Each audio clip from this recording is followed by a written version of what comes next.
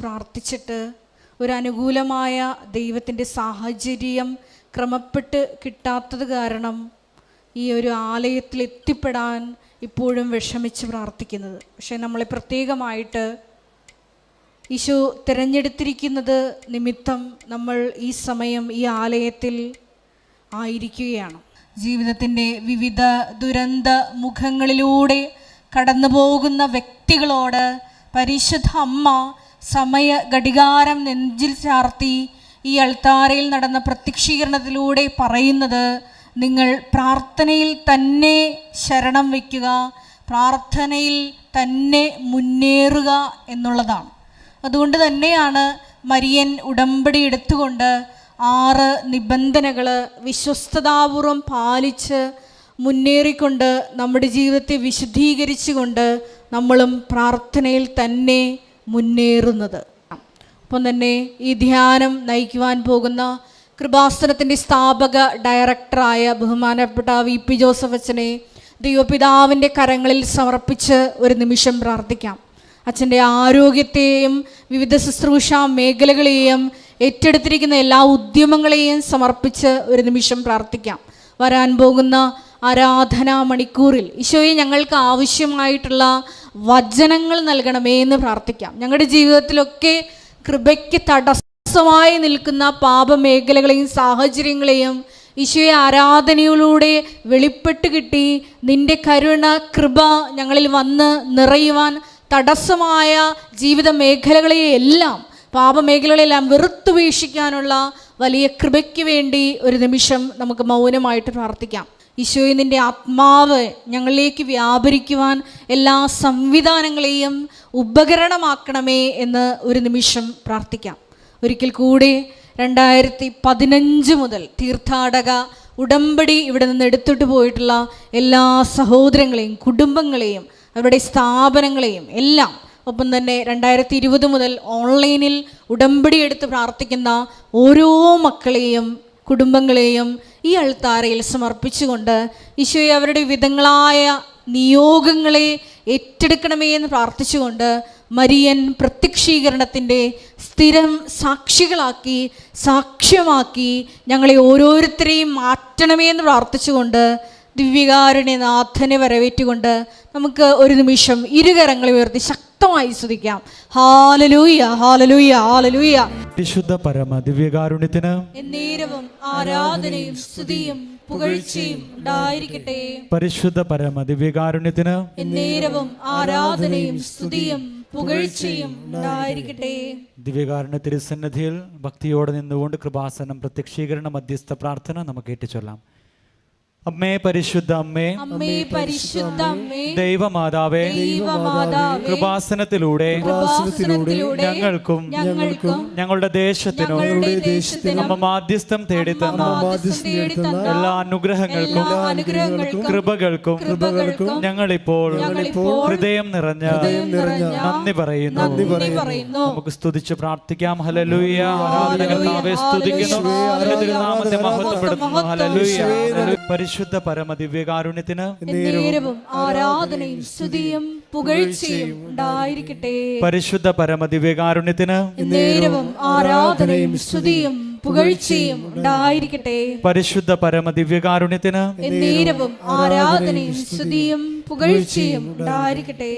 അമ്മേ പരിശുദ്ധ അമ്മേ, അമ്മേ പരിശുദ്ധ അമ്മേ, ദൈവമാതാവേ, ദൈവമാതാവേ, 2004 ഡിസംബർ 7-ാം തീയതി ഉച്ച കഴിഞ്ഞ് 2:30 കൃപാസനത്തിൽ സംഭവിച്ച അമ്മയുടെ പ്രത്യക്ഷപ്പെടലിനെ കുറിച്ച് തിരുസഭയ്ക്ക് സമർപ്പിച്ചിരിക്കുന്ന പഠനരേഖകളുടെ വസ്തുനിഷ്ഠവും ദൈവശാസ്ത്ര വിധിപ്രകാരമുള്ളതുമായ അന്വേഷണ പഠനങ്ങൾ നടത്തി ആ പ്രത്യക്ഷപ്പെടലിലൂടെ പ്രകടമായ ദൈവമാതാവിന്റെ പ്രത്യേക കരുതലും സംരക്ഷണവും വെളിപ്പെടുത്തുന്ന പീഡിതരുടെ ആശ്വാസവും പ്രവാചകന്മാരുടെ രാജ്ഞിയും വാഗ്ദാനത്തിന്റെ പേടകവും പ്രപഞ്ച പ്രകൃതിയുടെ മാതാവുമായ പരിശുദ്ധ അമ്മയുടെ ഭക്തി തിരുസഭയിൽ കൂടുതൽ പ്രചരിച്ച് ജീവിതത്തിന്റെ ദുരിത ദുരന്ത അവസ്ഥകളിൽ അകപ്പെട്ട് കഴിയുന്ന അനേകായിരം മക്കൾക്ക് ദൈവത്തിന്റെ സാന്നിധ്യവും സന്ധിപ്പും കൂടുതൽ അനുഭവിക്കുക വഴി ആത്മീയ വിശുദ്ധിയും ദൈവശക്തിയും കൈവരിക്കുവാൻ ഞങ്ങളുടെ കുടുംബങ്ങളെ ഇടയാക്കണമേ. നമുക്ക് സ്തുതിച്ച് പ്രാർത്ഥിക്കാം. ഹല്ലേലൂയ. ആരാധകർത്താവെ സ്തുതിക്കുന്നതിന് നാമത്തെയും പുകഴ്ചയും ഉണ്ടായിരിക്കണേ. ഹല്ലേലൂയ, ഹല്ലേലൂയ, ഹല്ലേലൂയ. പരിശുദ്ധ പരമ ദിവ്യകാരുണ്യത്തിന് നേരവും ആരാധനയും സ്തുതിയും പുകഴ്ചയും ഉണ്ടായിരിക്കട്ടെ. പരിശുദ്ധ പരമ ദിവ്യകാരുണ്യത്തിന് നേരവും ആരാധനയും സ്തുതിയും പുകഴ്ചയും ഉണ്ടായിരിക്കട്ടെ. പരിശുദ്ധ പരമ ദിവ്യകാരുണ്യത്തിന് നേരവും ആരാധനയും സ്തുതിയും പുകഴ്ചയും ഉണ്ടായിരിക്കട്ടെ. അമ്മേ പരിശുദ്ധ അമ്മേ, അമ്മേ പരിശുദ്ധ അമ്മേ, ഭൂസ്വർ ലോകങ്ങളുടെ രാജ്ഞിയായ അങ്ങയ്ക്ക് ഭൗമ സംരക്ഷണത്തിനായി പ്രപഞ്ച പ്രകൃതിയെ തന്നെ തിരുസഭ പ്രതിഷ്ഠിക്കുവാൻ ഈ പ്രത്യക്ഷീകരണം വഴി ഇടയാക്കണമേ. പരിശുദ്ധ അമ്മേ, ജപമാല മാതാവേ, സകല കൃപാസന പ്രാർത്ഥനകളോടും ചേർത്ത് ഞങ്ങളിപ്പോൾ പ്രാർത്ഥിക്കുന്നു. ഈ കുടുംബത്തിന്റെ പ്രത്യേക നിയോഗങ്ങളും മൗനമായി നിന്നുകൊണ്ട് നമ്മളുടെ ഓരോരുത്തരുടെയും വ്യക്തിപരമായിട്ടുള്ള നിയോഗങ്ങൾ പരിശുദ്ധ അമ്മയുടെ മധ്യസ്ഥം വഴി ദിവ്യകാരുണ്യ സന്നിധിയിൽ നമുക്ക് സമർപ്പിച്ച് പ്രാർത്ഥിക്കാം.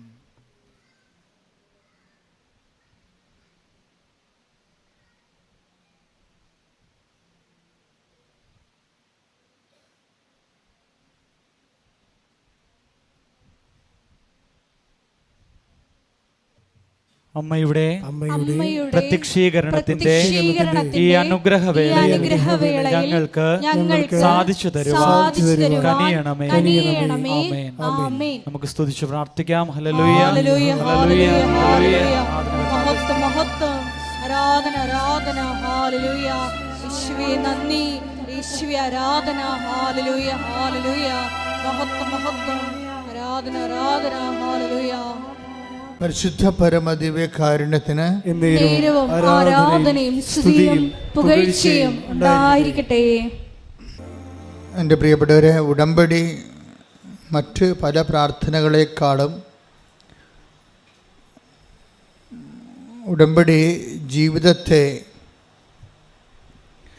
ഉടമ്പടി ജീവിതമെന്ന് പറഞ്ഞൊരു പുതിയ ജീവിതം ആൾക്കാർ ആരംഭിച്ചിരിക്കുകയാണ്.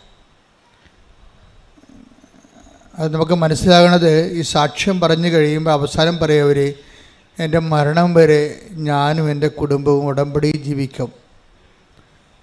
അപ്പം നമ്മളത് പറഞ്ഞു കൊടുത്തതല്ല, അവർ പറഞ്ഞു കേട്ടിട്ട് നമ്മൾ പറയണതാണ്.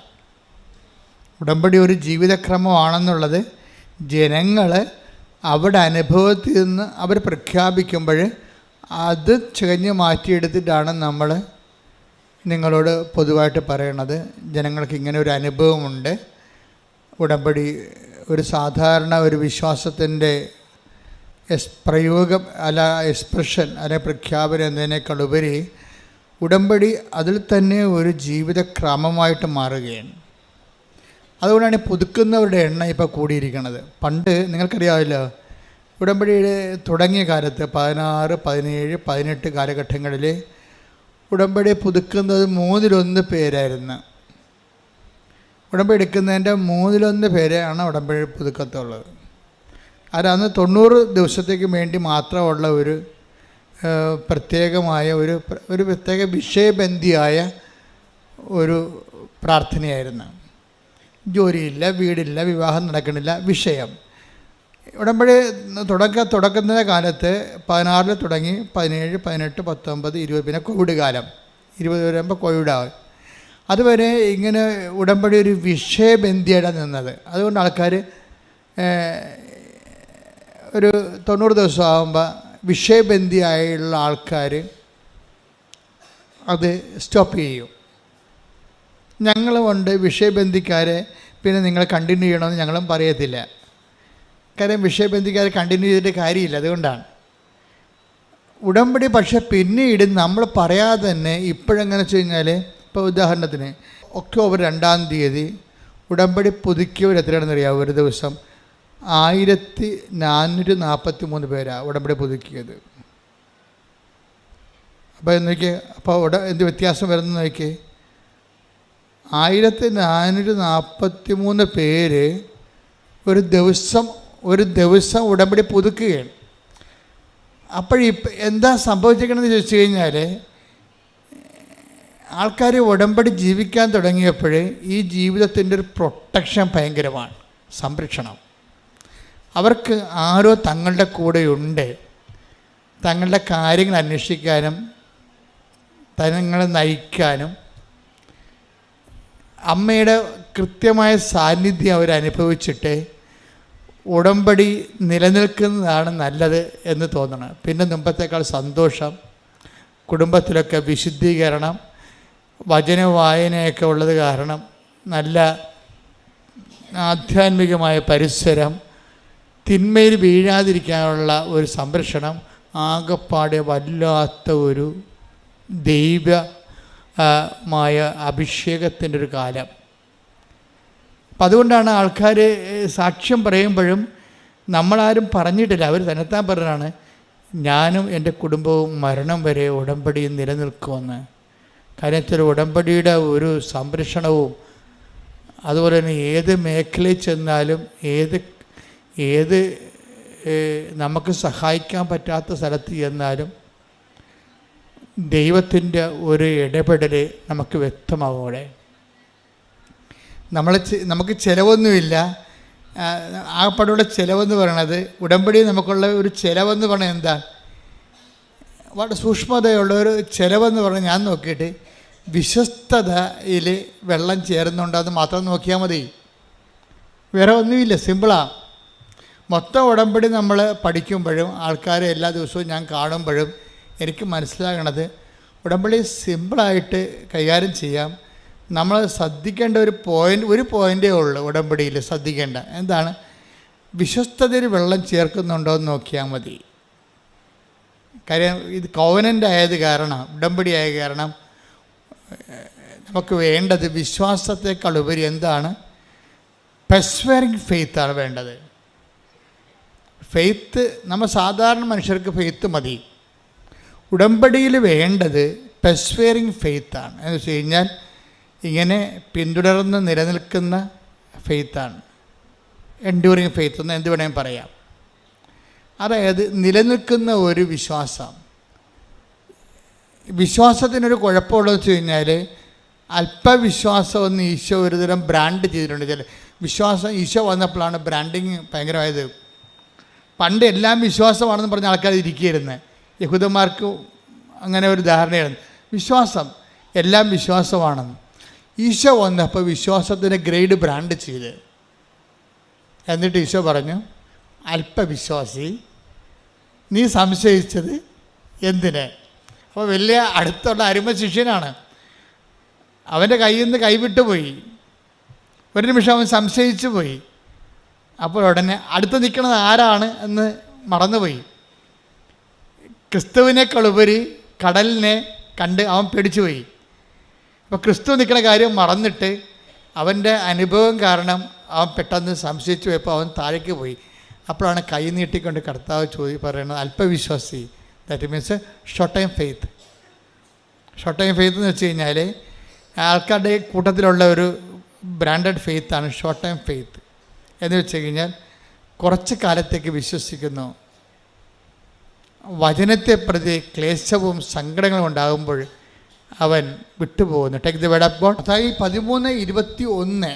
വചനം കേട്ടിട്ട് ഉടനെ സസന്തോഷം സ്വീകരിക്കുകയും തന്നിൽ വേരില്ലാത്തതിനാൽ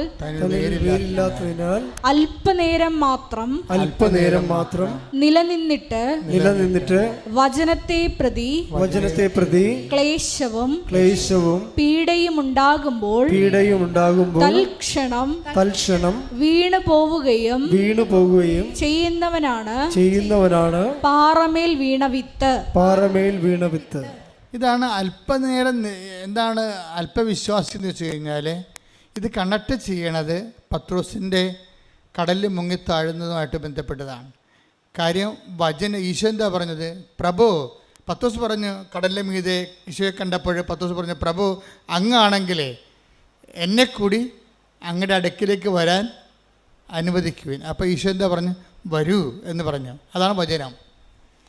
അപ്പോൾ ആ വരൂ എന്ന് പറഞ്ഞ വചനത്തിലാണ് വിശ്വസിക്കേണ്ടത്. അതിന് പക്ഷേ പത്രോസിന് ആ വരൂ എന്ന വചനം മറന്നുപോയി. പക്ഷെ വചനത്തെ പ്രതി അതിനെ ഈ വരൂ എന്ന് പറഞ്ഞിട്ട് കാര്യമില്ല, അതിനെ പ്രതിയുള്ള കുറച്ച് ക്ലേശങ്ങളുണ്ട്. ആ വരൂ എന്ന് പറഞ്ഞാൽ എളുപ്പമല്ല. Take the bird. പത്രോസ് അവനോട് പറഞ്ഞു, കർത്താവേ അങ്ങാണെങ്കിൽ ഞാൻ ജലത്തിനു മീതെ കൂടി അങ്ങയുടെ അടുത്തേക്ക് വരാൻ കൽപ്പിക്കുക. വരൂ അവൻ പറഞ്ഞു. അപ്പൊ വരൂ എന്നാണ് അവൻ പറഞ്ഞിരിക്കുന്നത്. പക്ഷെ വരൂ എന്ന് പറഞ്ഞാൽ പിന്നെ ചെല്ലേണ്ട കാര്യം ആരുടേതാണ്? നമ്മുടേതാണ്. അതത്ര ഈസി അല്ല. വരുമെന്ന് പറയുമ്പോൾ ആദ്യത്തെ ഉണ്ടാകുന്ന ചിരിയും സന്തോഷവും ആവേശവും ഒക്കെ കുറച്ച് കഴിയുമ്പോൾ മാഞ്ഞു പോകും. ഓരോ വചനവും നടപ്പിൽ വരാൻ അതിൻ്റെ കറസ്പോണ്ടിങ് പേയ്മെൻറ്റ് എന്ന് വെച്ച് കഴിഞ്ഞാൽ അതിൻ്റെ അർത്ഥം എന്ന് വെച്ച് കഴിഞ്ഞാൽ അത് നടപ്പിൽ വരുത്താൻ ആവശ്യമായ ചെലവ് പടികളുണ്ട്. മനസ്സിലായി? അല്ലാതെ നമ്മൾ വിശ്വസിക്കണമെന്ന് പറഞ്ഞാൽ ദൈവം ഏക്കത്തില്ല. ദൈവം നമ്മുടെ ഒരു വിശ്വാസവും ടെസ്റ്റ് ചെയ്യാതെ എടുക്കത്തില്ല. ഈ കളികളെ കൃത്യമായിട്ട് മനസ്സിലായില്ലെങ്കിൽ നമ്മുടെ ഈ പാരമ്പര്യ വിശ്വാസം കൊണ്ടിരിക്കും, ഒരു പണിയും നടക്കത്തില്ല. ദൈവത്തിൻ്റെ സ്വഭാവം നമ്മൾ എന്ത് കാലെ പിടിച്ച് പറഞ്ഞാലും ദൈവം പറയും, ഓക്കെ പറയണതെല്ലാം ഞാൻ കേട്ടു, പക്ഷേ ടെസ്റ്റ് ചെയ്യാനുണ്ട്. എല്ലാം പത്തോസിന് വരെ പറയും ടെസ്റ്റ് ചെയ്യാനുണ്ട്. നീ പറയണ കാര്യം സത്യമാണോ എന്ന് എനിക്ക് ടെസ്റ്റ് ചെയ്യണമെന്ന് പറയും. അതുകൊണ്ട് വരുമെന്ന് പറയും. പിന്നെ വരുമെന്ന് പറയുമ്പോൾ നമ്മൾ കുണുങ്ങി ചാടി അങ്ങോട്ട് ചെല്ലും. കുറച്ച് കഴിയുമ്പോൾ ടെസ്റ്റ് വരും. എന്താണ്? പത്തോസ് കടലിൽ നോക്കും, കാലും നനയും. അപ്പോൾ താഴേക്ക് കർത്താവിനെ മാറ്റിയിട്ട് കടലിലേക്ക് നോക്കുമ്പോൾ യു എന്ന് അങ്ങോട്ട് എടുക്കും. അതായത് കർത്താവിനെ നോക്കിപ്പോയ ആളാണ് പെട്ടെന്ന് പകച്ചു പോകും. ഈ പെട്ടെന്ന് പകച്ചു പോണതല്ല, പെട്ടെന്ന് പകച്ചു പോണ അനുഭവങ്ങൾ ദൈവം തരും. മനസ്സിലായില്ലേ? അത് നമ്മളെപ്പോഴും ശ്രദ്ധിക്കണം. പെട്ടെന്ന് പകച്ചു പോണതല്ല, പെട്ടെന്ന് നമുക്ക് പകച്ചു പോകുന്ന രീതിയിലുള്ള അനുഭവങ്ങൾ ദൈവം തരും. ഇപ്പം നിങ്ങൾ ഭർത്താവിൻ്റെ കള്ളുകുടി മാറാൻ പ്രാർത്ഥിച്ച്, അല്ലെങ്കിൽ അയാളുടെ സംശയ രോഗം മാറാൻ വേണ്ടി പ്രാർത്ഥിച്ചു. അപ്പം 2 ദിവസം അയാളുടെ സംശയം മാറി. അപ്പോൾ ദൈവമേ ഉടമ്പടി ഏറ്റ്, നേരത്തെ പോകേണ്ടതായിരുന്നു എന്നൊക്കെ പറയും. കുറച്ച് കഴിയുമ്പോൾ അയാൾക്ക് പണ്ട് പത്രക്കാരനെ മാത്രമേ സംശയം ഉണ്ടായിരുന്നുള്ളൂ, ഇപ്പോൾ ഇൻസ്റ്റാൾമെൻറ്റുകാരനെ കൂടി സംശയമായി. അതാണ് പ്രശ്നം. ഒരാഴ്ച പുള്ളിക്ക് കുഴപ്പമൊന്നുമില്ലായിരുന്നു. പത്രക്കാരനെ മാത്രമേ പുള്ളിക്ക് പണ്ട് സംശയം ഉണ്ടായിരുന്നു. ഉടമ്പടി എടുത്തപ്പോൾ ഇൻസ്റ്റാൾമെൻറ്റുകാരനെ കൂടി സംശയമായി. പകച്ചു പോയി നമ്മൾ പെട്ടെന്ന്. അപ്പോൾ എന്ത് ചെയ്യും? ഇനിയിപ്പോൾ നീലത്തിരി കത്തിച്ചിട്ട് എന്ത് കാര്യം, പച്ചത്തിരി കത്തിച്ചിട്ട് എന്ത് കാര്യം? കണ്ട സംഭവത്തിൽ പേയ്മെൻറ്റ് വിരണ കണ്ടില്ലേ? ഇതിൻ്റെ ഉടമ്പടി വഴികളിലുള്ള പേയ്മെൻറ്റ് നോക്കണം. അത് ഇതിനകത്ത് നമ്മൾ എന്ത് വിശ്വസിക്കണമെന്ന് പറഞ്ഞാലും നമ്മുടെ അപ്പനേക്കും അമ്മയേക്കും മക്കളും എല്ലാവരും ഏക്കും. പക്ഷേ ദൈവം മാത്രം ഏക്കത്തില്ല. ടെസ്റ്റ് ഉണ്ടെന്ന് പറയും. ഇത് ടെസ്റ്റെന്ന് പറയുന്ന വിശ്വാസമാണോ? ഇത് മരണം വരെ ടെസ്റ്റുകളുണ്ടാകും. അതാണ് ഈശോ പറഞ്ഞ പ്രലോഭനങ്ങൾ ഉണ്ടാവേണ്ടതാണ്. 18:7 എടുത്ത് മത്തായി സുവിശേഷം ശ്രദ്ധിക്കട്ടെ. ഹല്ലേലൂയ ഹല്ലേലൂയ ഹല്ലേലൂയ. യേശുവേ നന്ദി, യേശുവേ സ്തുതി. ഹല്ലേലൂയ ഹല്ലേലൂയ ഹല്ലേലൂയ. മത്തായി 18:7. പ്രലോഭനങ്ങൾ നിമിത്തം ലോകത്തിന് ദുരിതം. ഇതാണല്ലേ പ്രലോഭനങ്ങൾ ഉണ്ടാകേണ്ടതാണ്. മാറ്റാൻ പറ്റത്തില്ല. പ്രലോഭനങ്ങൾ നിമിത്തം ലോകത്തിന് എന്ന് പറഞ്ഞ പ്രലോഭനങ്ങൾ നിമിത്തം ലോകത്തിന് ദുരിതം. അല്ല, പ്രലോഭനം നല്ലതല്ല, ദുരിതം തന്നെയാണ്. അതിതുപോലെ ഇടയ്ക്കിടെ നമ്മൾ അപ്രതീക്ഷിതമായിട്ട് നമ്മൾ വിചാരിക്കുമ്പോൾ, ഉടമ്പടി എടുക്കുമ്പോൾ, ഉടമ്പടി ജീവിക്കുമ്പോൾ നമ്മൾ പ്രതീക്ഷിക്കുന്ന ഒരു പ്രതീക്ഷ ഉണ്ടല്ലോ, ഈ പ്രതീക്ഷ ചില സമയത്ത് നേരെ കടകവിരുദ്ധമായിട്ട് സംഭവിക്കും. ഇതാണ് പ്രലോഭനം എന്ന് പറയുന്നത്. പ്രലോഭന നിമിത്തം എന്താ സംഭവിക്കണത്? ലോകത്തിന് നമുക്ക് ദുരിതം. അതാ ഒന്ന് പറഞ്ഞേ, പ്രലോഭനങ്ങൾ നിമിത്തം ലോകത്തിന് ദുരിതം. പ്രലോഭനങ്ങൾ ഉണ്ടാകേണ്ടതാണ്. അയ്യോ, ഇത് കണ്ട, ഇത് ഇൻഡിസ്പെൻസിബിൾ ആണ്. അതായത് അച്ഛനായാലും കത്തനായാലും കപ്പേരായാലും കർദിനാളായാലും സംഭവം മാറ്റാൻ പറ്റത്തില്ല. എന്താ കാര്യം? ഇതുള്ളതാണ്. ഇതിൻ്റെ ഈ ഫെയ്ത്ത് പാക്കേജിൻ്റെ കൂടെ ഉള്ളതാണ് ടെസ്റ്റ്. പ്രലോഭനം എന്ന് വെച്ചാൽ ടെസ്റ്റ്. കാര്യം നമ്മളുടെ വിശ്വാസം എന്ന് പറഞ്ഞാൽ ടെസ്റ്റ് ചെയ്യട്ടെന്ന് പറയുന്നത് ടെസ്റ്റ് ചെയ്യാതെ എടുക്കത്തില്ല. അതിന് ചിലപ്പോൾ അതിനെ പറ്റിയിട്ടുള്ള ടെസ്റ്റ് ചെയ്യാൻ പറ്റിയിട്ടുള്ള പല തരത്തിലുള്ള ഗെയിംസ് തരും നമ്മൾ ടെസ്റ്റ് ചെയ്യാൻ പറ്റിയ, അല്ലെങ്കിൽ പ്രോബ്ലംസ് തരും. നമുക്ക് അധ്യാത്മം വരുമ്പോൾ അത് പ്രോബ്ലമാണ് വരണത്. പ്രശ്നങ്ങൾ തരും ടെസ്റ്റ് ചെയ്യാൻ പറ്റിയ. ഈ പ്രശ്നത്തിൽ ഇപ്പം ഈ ദിവസങ്ങളിലൊരു സാക്ഷ്യം ഉണ്ടായി. ഒരു കായംകുളത്തുകാരാണ് സാക്ഷ്യം പറഞ്ഞിരിക്കുന്നത്. പുള്ളിക്കാരൻ്റെ സാക്ഷ്യം ഭയങ്കര രസമാണ്. പുള്ളിക്കാരനും വൈഫും ആണ് വിഷയം. എന്നു കഴിഞ്ഞാൽ അവർക്ക് 8 കൊല്ലമായി അവർ കല്യാണം കഴിച്ചിട്ട് ഇതുവരെക്ക് മക്കളില്ല.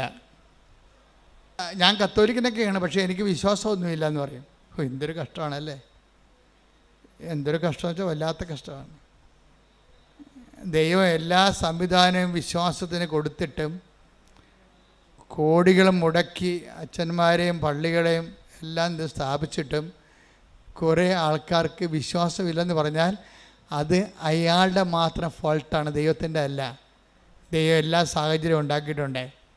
അയാളുടെ സാഹചര്യത്തിനും വേണ്ടിയോ അല്ലെങ്കിൽ മറ്റുള്ളവരുടെ മുമ്പിൽ കേമത്വം നടിക്കാനോ അത് സ്വന്തമായിട്ട് എടുത്തിട്ടുള്ള കാര്യങ്ങളാണത്. അതിൻ്റെ അകത്ത് ആർക്കും പങ്കില്ല. കാര്യം ദൈവം ഇപ്പം ഞങ്ങളെപ്പോലെയുള്ള ഒരു ഫുൾ ടൈമേഴ്സാണ്.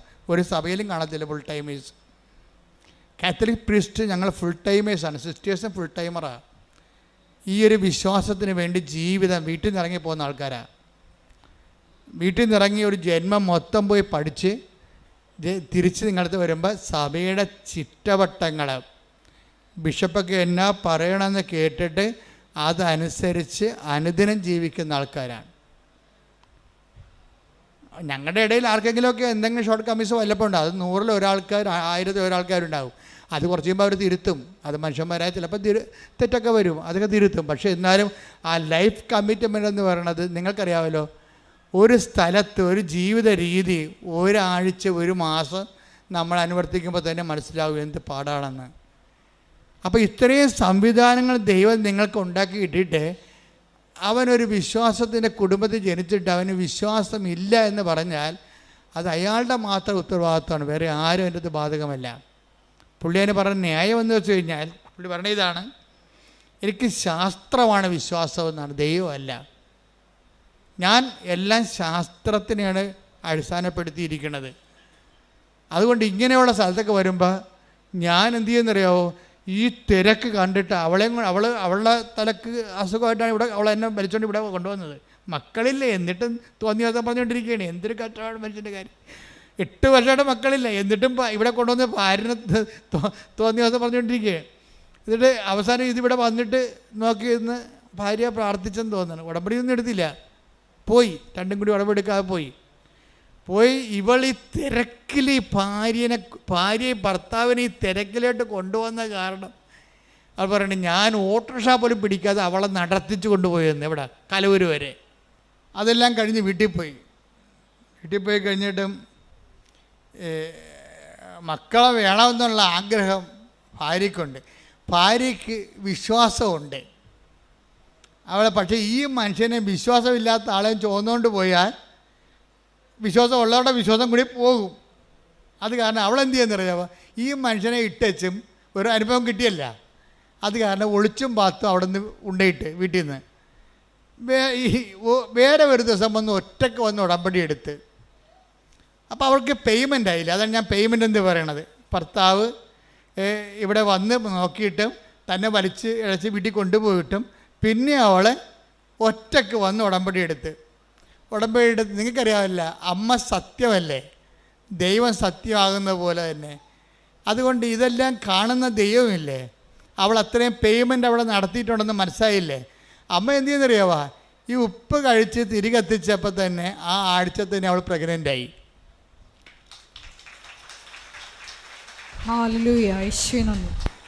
ആഴ്ച പ്രഗ്നൻ്റായി. അപ്പം ഭർത്താവിന് വിശ്വാസമായി.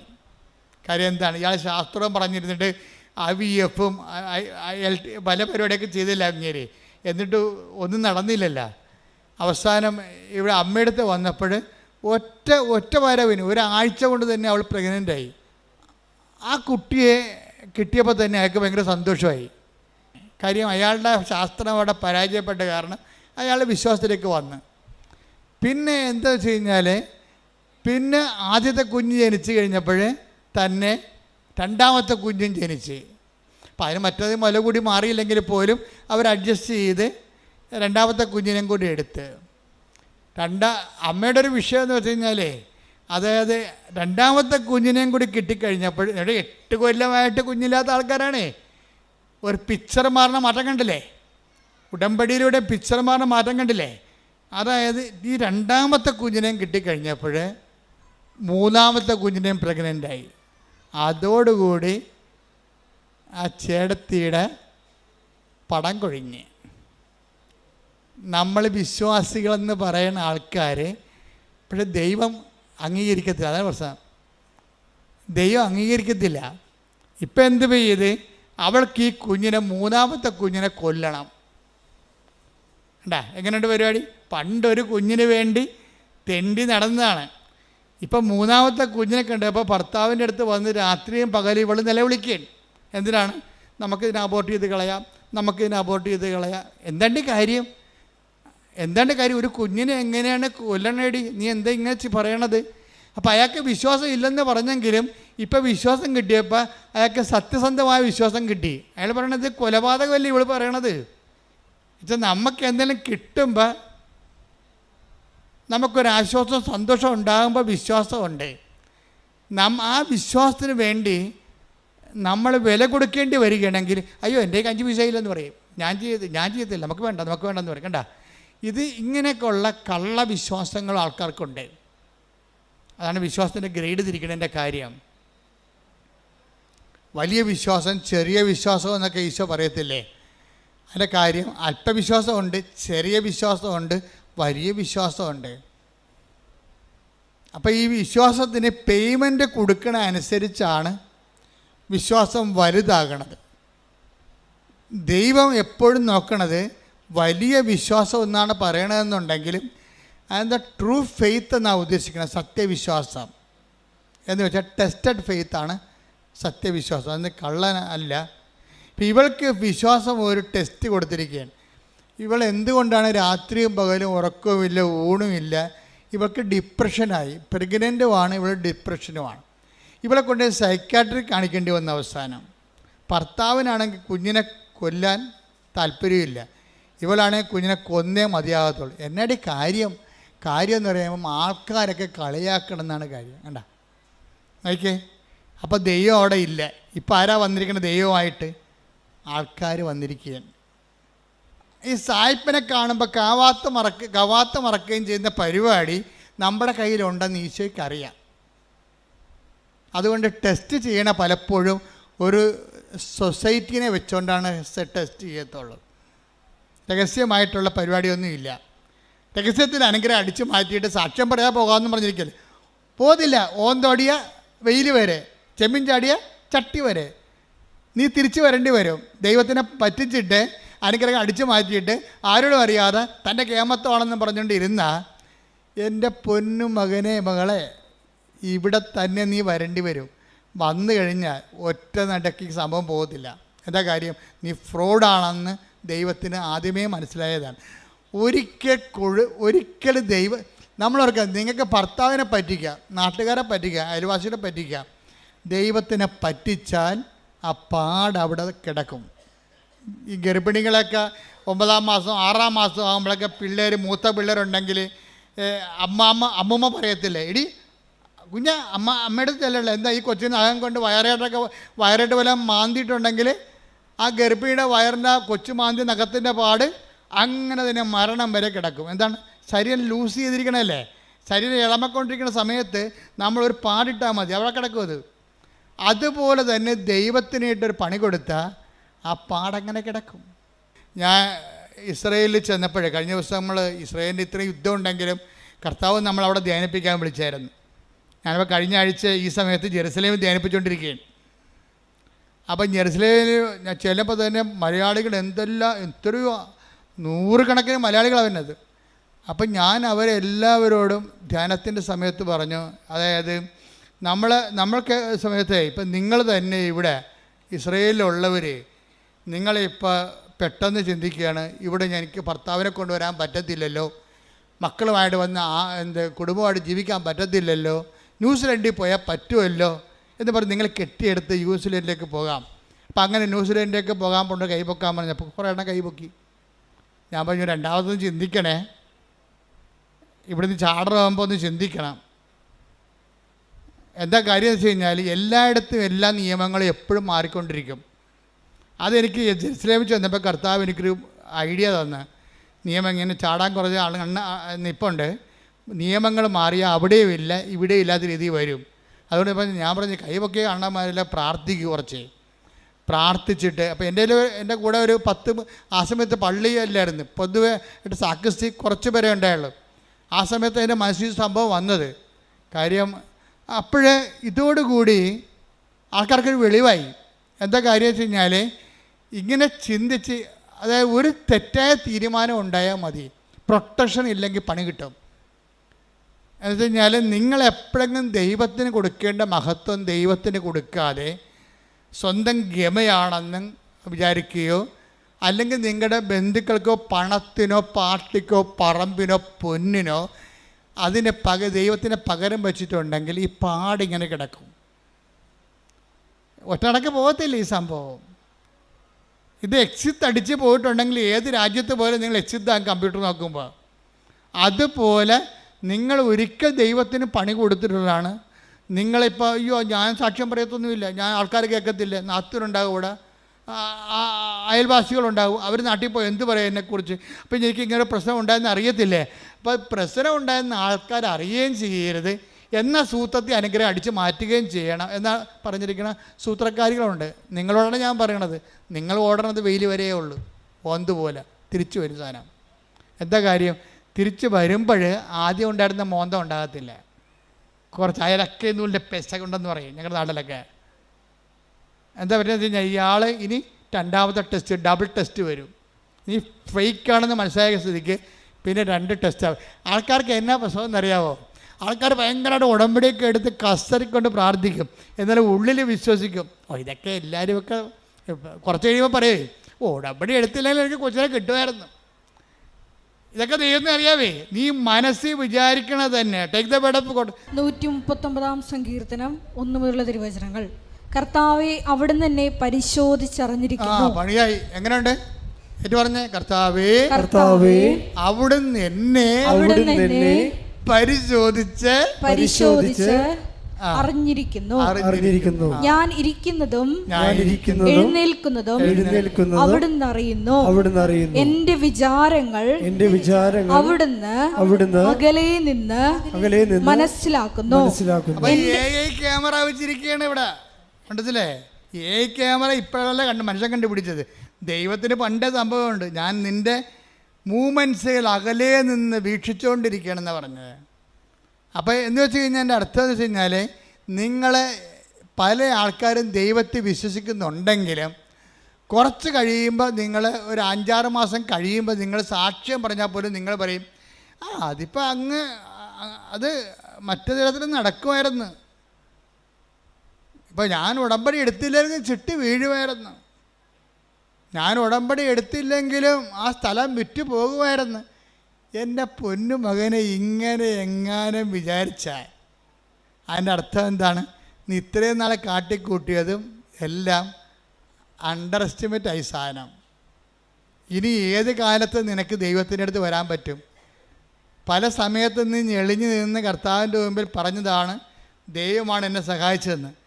ഇതിൽ ആ പ്രാർത്ഥനയുടെ കെട്ട് വിട്ടപ്പോൾ നീ തനി നിറം കാണിക്കും. അതിപ്പോൾ അല്ലെങ്കിൽ ഞാൻ ജയിക്കുമായിരുന്നു, ഞാൻ കുറേ കഷ്ടപ്പെട്ടതല്ലേ. അതായത് ഒരിക്കലും നിങ്ങൾക്ക് പറ്റിക്കുന്ന അബദ്ധം എന്തറിയാവോ? സാക്ഷ്യം പറയുന്നവന് 10 മാർക്ക്. ഇനി ഈ സാക്ഷ്യം പ്രതിസാക്ഷ്യമാകും, കൗണ്ടർ വിറ്റ്നസിങ്ങും ആകും, അതിന് 20 മാർക്ക് നെഗറ്റീവാണ്. എന്താ കാര്യം? നിങ്ങളിപ്പോൾ മകള് ജയിച്ചു, IELTS ജയിച്ചു, അല്ലെങ്കിൽ അവൾ റാങ്ക്, അവർക്ക് MBBS അഡ്മിഷനുള്ള റാങ്ക് ലിസ്റ്റിൽ കയറി. ഇപ്പം നിങ്ങൾ പറയും ഞങ്ങൾ ഉടമ്പടി എടുത്തു, പത്രം കൊടുത്തു, പിന്നെ അവിടെ കൊണ്ട് ഉപ്പിട്ട് പ്രാർത്ഥിച്ചു, ദൈവം ഞങ്ങളെ സഹായിച്ചു എന്ന് പറയും. ഇപ്പം പറയും. ഒരു കൊല്ലം കഴിയുമ്പോൾ ഈ തള്ള തന്നെ നാക്കുകൊണ്ട് പറയും അല്ലെങ്കിൽ ഞാൻ കുഞ്ഞുനാൾ മുതലേ അവളുടെ കൂടെ ഇരുന്ന് പഠിപ്പിച്ചതാണ് അവളെ. ഞങ്ങളൊരു കാറ്റക്കിസത്തിന് പോലും വിടാതെ തന്നെ പഠിപ്പിച്ചിരിക്കണത്. അത് അവൾക്കറിയാം. അതൊക്കെ തന്നെ അപ്പം തന്നെ കൗണ്ടായി പോയി. പിന്നെ ഈ സാധനം ഇനി നാളെ പോയി ദൈവത്തിനെ മറന്ന് അമ്മയും മകളെ പഠിപ്പിച്ചിരിക്കണ കാരണം ഇവൾ ആരെങ്കിലും വിശ്വാസം നിരക്കാത്തവനെ ലൈൻ അടിച്ചിട്ട് അവസാനം വിശുദ്ധിയില്ലാത്ത വിശ്വാസമില്ലാത്ത കുഞ്ഞിനെ പ്രസവിക്കും. അതെന്താ? ഈ അമ്മ വരുത്തി വെച്ചിരിക്കുന്ന സംഭവമാണിതെല്ലാം. ദൈവത്തെ മറന്ന് മക്കളെ കാറ്റക്കിസത്തിന് പോലും വിടാതെ 1-ാം സ്ഥാനം പഠനത്തിന് കൊടുത്ത് ഉണ്ടാക്കലാണ് കാണിച്ചിരിക്കണത്. ഒന്നും ഉറങ്ങിയാൽ നേരം വിളിക്കത്തില്ല. ദൈവത്തിൻ്റെ മുമ്പിലാണ് നിങ്ങൾ കളിക്കണമെങ്കിൽ നിങ്ങളെപ്പോഴും വിചാരിക്കണം എന്താണ്? ദൈവം ഉണ്ടായേക്കൊള്ളാം, ദൈവത്തെ അങ്ങനെ ഉള്ളിൻ്റെ ഉള്ളിൽ വേറെ ഒരു ചിന്തയുണ്ട് ആൾക്കാർക്ക്. ഇത്രയും നാൾ ഞാൻ കണ്ട ആൾക്കാർക്കെല്ലാം അവർക്ക് ഒരു പ്രൈമറി ആയിട്ട് നമ്മളെയൊക്കെ ബോധ്യപ്പെടുത്താൻ വേണ്ടിയുള്ള ഒരു മനുഷ്യൻ, നമ്മളെയൊക്കെ ബോധ്യപ്പെടുത്താൻ വേണ്ടി വിശ്വാസത്തിൻ്റെ ഒരു കച്ച കെട്ടിയ ഒരു മനുഷ്യൻ, ഒരു വിശ്വാസത്തിന് മുഖം മൂടി അണിഞ്ഞൊരു മനുഷ്യൻ. യഥാർത്ഥ അത് ഈ മുഖം മൂടിയുള്ള കാരണം ദൈവം ഇവനിട്ട് പണിയോ എന്നുള്ള കാര്യത്തിൽ ഒരു ഡൗട്ടും ഇല്ല. വിശ്വാസത്തിൽ മുഖം മൂടി വെച്ചാൽ ഇന്നല്ലെങ്കിൽ നാളെ 10 കൊല്ലം കഴിഞ്ഞാൽ എൻ്റെ കുമ്പാരി നിന്നെ പണിതിരിക്കും. എന്താ കാര്യം എന്നറിയാമോ? ഞങ്ങളുടെ നാട്ടിലെ ഭാഷയാണ് ഈ കുമ്പാരി എന്നൊക്കെ ഉള്ളത്. തലതൊട്ടപ്പനാണ് ഈ കുമ്പാരി എന്ന് വിളിക്കുന്നത്. അത് വെച്ച് കഴിഞ്ഞാൽ നീ ഇന്ന് ദൈവത്തിന് കൊടുക്കേണ്ട മഹത്വം ഇപ്പം കൊടുത്തിട്ട് കുറച്ച് കഴിയുമ്പോൾ എടുത്ത് വകമാറ്റി ചെലവഴിച്ച് കഴിഞ്ഞാൽ നീ അടയാളപ്പെടുത്തും ദൈവത്തിൻ്റെ മുമ്പിലേ. എന്താ കാര്യം? പിന്നെ ആത്മവികാരങ്ങൾ വരും. ഈ സാക്ഷ്യം പറയാത്തവരോ സാക്ഷ്യത്തിൽ നിലനിൽക്കാത്തവരോ സാക്ഷ്യം പറഞ്ഞതിന് ശേഷം 6 മാസം കഴിയുമ്പോൾ പിന്നെ അത് അല്ലെങ്കിൽ നടക്കുമായിരുന്നു എന്ന് പറയുന്ന ആൾക്കാരില്ല. അവരാണ് ഏറ്റവും അപകടകാരികൾ. സാക്ഷ്യമെല്ലാം പറഞ്ഞ് ഉറപ്പിച്ചതിന് ശേഷം 6 മാസം കഴിയുമ്പോൾ തന്നെത്താൻ ചിന്തിരിക്കുകയാണ്, അല്ലെങ്കിലും ആ സ്ഥലം വിറ്റ് മാറുമായിരുന്നു. അവിടെ ബസ് സ്റ്റാൻഡ് വന്നതൊന്നും നമ്മളറിഞ്ഞില്ലല്ലോ, റിയൽ എസ്റ്റേറ്റുകാർ അറിഞ്ഞ്. അപ്പോൾ അതുകൊണ്ട് ബസ് സ്റ്റാൻഡ് വന്ന കാരണം സ്ഥലത്തിന് വില കൂടണ കാരണം നമ്മുടെ സ്ഥലം നേരത്തെ അറിയാത്ത നമ്മുടെ കയ്യിൽ നിന്ന് അടിച്ചു മാറ്റിയതായിരുന്നു.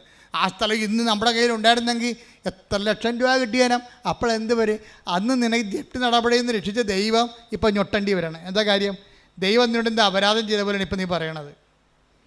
ആ സ്ഥലം വിറ്റുപോയത് ഇപ്പോൾ 6 മാസം ഇപ്പോഴാണ് ബസ് സ്റ്റാൻഡ് വന്നത്. നമുക്ക് ഈ ബസ് സ്റ്റാൻഡ് വന്ന കാര്യം പണ്ടേ റിയൽ എസ്റ്റേറ്റുകാർക്ക് അറിയാമായിരുന്നു. അതുകൊണ്ടാണ് അവന്മാർ വന്നിട്ട് പറഞ്ഞ വിലക്ക് സ്ഥലം എടുത്തിരിക്കണത്. നമുക്കറിയാൻ പോലെ അതുകൊണ്ട് നമ്മുടെ സ്ഥലം പോയി. ഓക്കെ, ദൈവത്തിന് ഒരുക്കി കൊടുത്ത മഹത്വം ജപ്തി നടപടിയിൽ നിന്ന് ഒഴിവാക്കിയതിന് ഇപ്പം നീ ബസ് സ്റ്റാൻഡ് വന്ന് നീ കൊടുത്ത സ്ഥലത്ത് വില കൂടിയപ്പോൾ നീ മാറ്റി ചിന്തിക്കാൻ തുടങ്ങി. ഇതാണ് കൗണ്ടർ വിറ്റ്നസിങ് എന്ന് പറയുന്നത്. ഇതൊക്കെ നിനക്കറിയാം. ഒരു ചിന്ത നിൻ്റെ ഉള്ളിൽ വരുന്നുമ്പോൾ തന്നെ അത് ഞാൻ അറിയുന്നു. എൻ്റെ ദൈവവേദന നിങ്ങൾ തീക്കട്ടയിൽ ഉറുമ്പരിക്കരുത്. എന്താ പ്രശ്നം വെച്ച് കഴിഞ്ഞാൽ ആദ്യമേ തന്നെ ഉടമ്പടി എടുക്കുമ്പോൾ തന്നെ ദൈവമായിട്ടൊരു ഉടമ്പടി ചെയ്യണം. എന്താ കാര്യം? ദൈവത്തിന് കൊടുക്കേണ്ട മഹത്വം പറഞ്ഞേ. ദൈവത്തിന് കൊടുക്കേണ്ട മഹത്വം മനുഷ്യനോ മൃഗങ്ങൾക്കോ കൊടുക്കാതെ എന്റെ മരണം വരെ ദൈവത്തിന് മാത്രമേ കൊടുക്കൂ. അപ്പൊ ഈ മേഖലയിലെ കോളം കൃത്യമായിട്ട് പൂരിപ്പിച്ച പിന്നെ കുറച്ച് ആശ്വാസമായി. എന്താ കാര്യം? ഇനി നമുക്ക് പ്രശ്നമില്ല. നമ്മളെ ദൈവമായിട്ട് വിശ്വസ്തത എന്നുള്ള വിഷയത്തിൻ്റെ ഭാഗമായിട്ട് വരുന്ന പഠനങ്ങളാണിത്. ഉടമ്പടി എടുത്തതിന് ശേഷം, സാക്ഷ്യം പറഞ്ഞതിന് ശേഷം, പിന്നെ 6 മാസം കഴിയുമ്പോൾ സാക്ഷ്യം മറിച്ച് ചിന്തിക്കുമ്പോൾ അവിശ്വസ്തതയാണ് അവിടെ വരണത്. അപ്പോൾ അത് വിശ്വസ്തതയിൽ ഉടമ്പടിയുടെ കാര്യത്തിൽ വിശ്വസ്തത മരണം വരെയാണ് വരണത്. അപ്പം അങ്ങനെ വരുമ്പോൾ എന്താ വെച്ച് കഴിഞ്ഞാൽ, ദൈവം ഒരാളെ വിശ്വസിച്ച് പോയാൽ അയാളുടെ ക്വാളിറ്റി ആയിരിക്കും അത്. അല്ല ഓരോ അണ്ണന്മാർ വന്ന് അങ്ങോട്ട് ഉന്തുമ്പോൾ അങ്ങോട്ട് പോകും, ഇങ്ങോട്ട് ഉന്തുമ്പോൾ ഇങ്ങോട്ട് വരും, അങ്ങനെ എടുക്കത്തില്ല. അവിടെ ക്വാളിറ്റിയാണ്. അതിപ്പോൾ ഞാൻ അങ്ങനെ ചെയ്തു പോയി, അയാളപ്പം അങ്ങനോട് പറഞ്ഞപ്പോൾ എനിക്ക് അതാണ് സത്യമെന്ന് വിചാരിച്ച്. ഞാൻ ഈ ദൈവത്തിനെതിരെ സംസാരിക്കുന്നതിന് വെച്ച് പൊറപ്പിക്കത്തില്ല. നിങ്ങൾ എന്നെക്കുറിച്ച് എന്ത് ചുക്ക് സംസാരിച്ചാൽ എനിക്ക് പ്രശ്നമില്ല. ഞാൻ നിങ്ങൾ മരിച്ചു പോയിട്ട് മണ്ണടിക്കുന്ന ആൾക്കാരാണ്. നിങ്ങൾ എന്നെ അംഗീകരിച്ചുകൊണ്ട് എനിക്ക് എന്നാ കിട്ടാനാണ്? ഒന്നും കിട്ടാനില്ല. പക്ഷേ ഞാൻ കർത്താവിൻ്റെ വചനമാണ് നിങ്ങൾ പറഞ്ഞിട്ടുണ്ടെങ്കിലല്ല, ദൈവത്തിൻ്റെ ദിവസം എനിക്കൊരു ഓർമ്മ കിട്ടും, എനിക്കത് മതി. അതുകൊണ്ടാണ് ഞാൻ ഇങ്ങനെ മോശമായിട്ട് സംസാരിക്കണത്. ജനങ്ങളെ വിശുദ്ധീകരിക്കാനും ശക്തീകരിക്കാനും മരണം വരെ ദൈവത്തിൻ്റെ തിരുസന്നിധി കർത്താവിൻ്റെ വിശുദ്ധമായ രക്തത്തെ വീണ്ടെടുക്കപ്പെട്ട ദൈവത്തിൻ്റെ അവകാശമായി നിങ്ങളെ സംരക്ഷിക്കാനുള്ള ബാധ്യതയ്ക്കാണ് ഈ പട്ടം മേടിച്ചിരിക്കുന്നത്. ഞാൻ എന്തെങ്കിലും നിങ്ങൾ പറയണമെന്ന് വെച്ച് കഴിഞ്ഞാൽ, ഞാൻ നിങ്ങൾ നിശ്ചയിക്കല് ചെയ്യണത്, നിങ്ങൾക്ക് ഉപ്പായിക്കൊണ്ട് നിങ്ങൾ കേടുവരാൻ സൂക്ഷിക്കപ്പെടണമെന്നുണ്ട്. എവിടെ വരെയാണ്? നിത്യതയിൽ ദൈവത്തെ കണ്ടെത്തുന്നവരെ. വാട്ട് സ്പിരിറ്റ് ലീഡ്സ് യു എന്ന് കർത്താവ് ചോദിച്ചത് എന്തുകൊണ്ടാണ്? എന്തരൂപിയാണ് നിങ്ങൾ നയിക്കണതെന്ന്. കർത്താവ് എപ്പോഴും ഇൻസ്പെക്ട് ചെയ്യുന്ന ഒരു ചോദ്യമാണത്. നിങ്ങൾ നയിക്കണ അരൂപി എന്താണെന്ന്. കളിയാക്കുന്നവർ നയിക്കണ അരൂപി എന്താണ്? കളിയാക്കി കേട്ടപ്പോൾ കുഞ്ഞിനെ അബോർഷൻ ചെയ്യാൻ പോകുന്ന ഇവളെ നയിക്കണ അരൂപി എന്താണ്? ദുഷ്ടാരൂപിയാണ്, അല്ലെങ്കിൽ ലോകാരൂപിയാണ്. ലോകാരൂപിയിലെ ദുഷ്ടാരൂപിയിലെ ഉടമ്പടി വർക്ക് ചെയ്യത്തില്ല. എന്താ കാര്യം? ഈ ആത്മാവിനെ സ്വീകരിക്കാൻ. Take the word of God 14:17 ശ്രദ്ധിക്കട്ടെ. ഹല്ലേലൂയ ഹല്ലേലൂയ ഹല്ലേലൂയ ഹല്ലേലൂയ യേശുവേ നന്ദി. ഹല്ലേലൂയ ഹല്ലേലൂയ ഹല്ലേലൂയ. യോഹന്നാൻ 14:17 ഈ സത്യാത്മാവിനെ സ്വീകരിക്കാൻ ലോകത്തിന് സാധിക്കുകയില്ല. ഞൊട്ടി കേട്ടല്ല സംഭവം. എന്താ സംഭവിക്കണം ഒന്ന് പറഞ്ഞേ. ഈ സത്യാത്മാവിനെ സ്വീകരിക്കാൻ ലോകത്തിന് പറ്റത്തില്ല. ലോകത്തിന് പറ്റത്തില്ലെന്ന് പറഞ്ഞാൽ എന്താണ്? അമേരിക്കയ്ക്കും ആഫ്രിക്കയ്ക്കും പറ്റത്തില്ല. ലോകാരൂപിയാൽ നയിക്കപ്പെടുന്നവർക്ക് കർത്താവിൻ്റെ പരിശുദ്ധാത്മാവ് സ്വീകരിക്കാൻ പറ്റത്തില്ല. പരിശുദ്ധാത്മാവ് ഉണ്ടെങ്കിൽ അത് സാക്ഷ്യത്തിൻ്റെ ആത്മാവാണ്.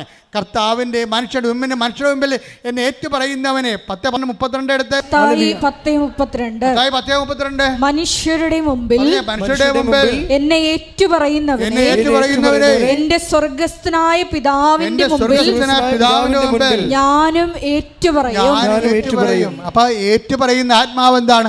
പരിശുദ്ധാത്മാവാണ്. കർത്താവിൻ്റെ പരിശുദ്ധാത്മാവിന് ഏറ്റുപറയാത്തൊരു ആത്മാവാണ് നിനക്കുള്ളതെങ്കിൽ അത് ലോകത്തിൻ്റെ ആത്മാവാണ്. ലോകത്തിൻ്റെ ആത്മാവിൻ്റെ ആരാധ്യ പുരുഷൻ ആരാണ്? നീയോ അല്ലെങ്കിൽ നീ ആരാധിക്കുന്ന വ്യക്തികളോ സമൂഹമോ ആയിരിക്കാം. നിന്റെ കർത്താവായ ദൈവം ഞാനാകുന്നു, ഞാനല്ലാതെ മറ്റൊരു ദൈവം നിനക്കുണ്ടാവരുമെന്ന് പറയുമ്പോൾ ഈ മറ്റൊരു ദൈവത്തിൻ്റെ ഉള്ളിൽ ഈ മറ്റു മനുഷ്യരും സമൂഹം ഉണ്ടാകുന്നുണ്ട്, അതിൽ പാർട്ടി ഉണ്ടാകുന്നുണ്ട്, അതിൽ നിന്റെ സുഹൃത്തുക്കൾ ഉണ്ടാകുന്നുണ്ട്, നിൻ്റെ കൂട്ടുകാരുണ്ടായിരുന്നു. അവരെന്ത് വിചാരിക്കുന്നു, നാട്ടുകാരെന്ത് പറയുന്നു നീ പറയുന്നുണ്ടെങ്കിൽ എൻ്റെ ദൈവ പൈതലെ നീ ജീവിക്കുന്നത് ലോകാരൂപിയാലാണ്. ലോകാരൂപിയെ നയിക്കപ്പെടുന്നവർക്ക് ദൈവത്തിൻ്റെ ആത്മാവിനെ സ്വീകരിക്കാൻ സാധ്യമല്ലെന്നാണ് 14:17 പറയുന്നുണ്ടെങ്കിൽ ആരാണ് ദൈവത്തിൻ്റെ ആത്മാവ് നയിക്കപ്പെടുന്നത്?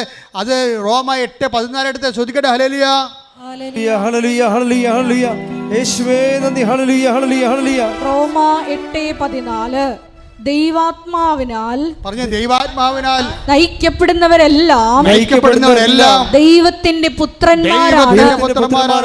ഒന്നിന് പറയുക, ദൈവാത്മാവിനാൽ നയിക്കപ്പെടുന്നവരെല്ലാം ദൈവത്തിന്റെ പുത്രന്മാരാണ്.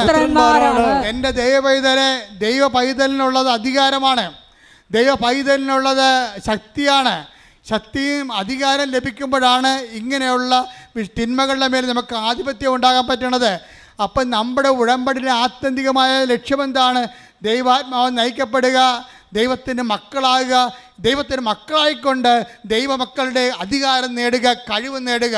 അതല്ലേ യോഹന്നാൻ 1:12 എടുത്ത് ശ്രദ്ധിക്കട്ടെ. ഹല്ലേലൂയ ഹല്ലേലൂയ ഹല്ലേലൂയ ഹല്ലേലൂയ യേശുവേ നന്ദി. ഹല്ലേലൂയ ഹല്ലേലൂയ ഹല്ലേലൂയ. യോഹന്നാൻ 1:12 യോഹന്നാൻ 1:12 തന്നെ സ്വീകരിച്ചവർക്കെല്ലാം തന്റെ നാമത്തിൽ വിശ്വസിക്കുന്നവർക്കെല്ലാം ദൈവമക്കളാകാൻ അവൻ കഴിവ് നൽകി. ആ വചനം യോഹന്നാൻ 1:12 എന്താ പറയണത്? തന്നെ സ്വീകരിച്ചവർക്കെല്ലാം പറഞ്ഞേ, തന്നെ സ്വീകരിച്ചവർക്കെല്ലാം തന്റെ നാമത്തില് വിശ്വസിക്കുന്നവർക്കെല്ലാം തന്റെ നാമത്തില് വിശ്വസിക്കുന്നവർക്കെല്ലാം തന്റെ നാമത്തില് വിശ്വസിക്കുന്നവർക്കെല്ലാം ദൈവമക്കളാകാനുള്ള കഴിവ് നൽകി. കൈയടിക്കട്ടെ, ശ്രുതിക്കട്ടെ. ഹല്ലേലൂയ ഹല്ലേലൂയ ഹല്ലേലൂയ ഹല്ലേലൂയ. യേശുവേ നന്ദി. ഹല്ലേലൂയ ഹല്ലേലൂയ ഹല്ലേലൂയ ഹല്ലേലൂയ ഹല്ലേലൂയ ഹല്ലേലൂയ ഹല്ലേലൂയ. പരമദിവ്യകാരുണ്യത്തിന് നേരവും ആരാധനയും സ്തുതിയും പുകഴ്ചയും ഉണ്ടായിരിക്കട്ടെ. എൻ്റെ ദൈവത്തിലെ ഇതുപോലെ ഓരോ പ്രോബ്ലങ്ങള് സോൾവ് ചെയ്താണ് നമ്മൾ ദൈവമക്കളുടെ കഴിവ് നേടുന്നത്. മനസ്സിലായില്ലേ? എന്താ പറഞ്ഞിരിക്കണത്? യോഹന്നാൻ 2:12 എന്താ പറയണത്? തന്റെ നാമത്തിൽ പറഞ്ഞേ, തന്റെ നാമത്തിൽ വിശ്വസിക്കുന്നവർക്കെല്ലാം ദൈവമക്കളാകാനുള്ള കഴിവ് നൽകി. തന്റെ നാമത്തിൽ വിശ്വസിക്കുക എന്ന് പറഞ്ഞാൽ എന്താ അർത്ഥം? നമ്മളെ വിശ്വാസം എന്ന് പറയും. വിശ്വാസം എന്ന് പറഞ്ഞാൽ എന്തെങ്കിലും വിശ്വാസം അല്ലല്ലോ. ദൈവവിശ്വാസം എന്ന് പറഞ്ഞാലും ക്രിസ്തീയ വിശ്വാസത്തിൽ വരുമ്പോൾ ഒറ്റ വിശ്വാസമേ ഉള്ളൂ. ക്രിസ്തീയ വിശ്വാസം എന്ന് പറയുമ്പോൾ റാൻഡമായിട്ട് ഇങ്ങനെ ജനറലായിട്ട് ദൈവത്തെ വിശ്വസിക്കണമല്ല. Very particular and personal. അവർ faith is very particular and personal. എന്താണ്? അവർ faith is in the name of Jesus Christ. അവൻ്റെ നാമത്തിലാണ് വിശ്വസിക്കുന്നത്. പറഞ്ഞ്, എൻ്റെ വിശ്വാസം അവന്റെ നാമത്തിൽ വിശ്വസിക്കുന്ന എനിക്ക് ദൈവമക്കളാകാനുള്ള കഴിവ് നൽകുന്ന നല്ല പിതാവേ, നന്ദി പറയുന്നു, എനിക്ക് സ്തോത്രം ചെയ്യുന്നു, ആരാധിക്കുന്നു. ശ്രുതികടേ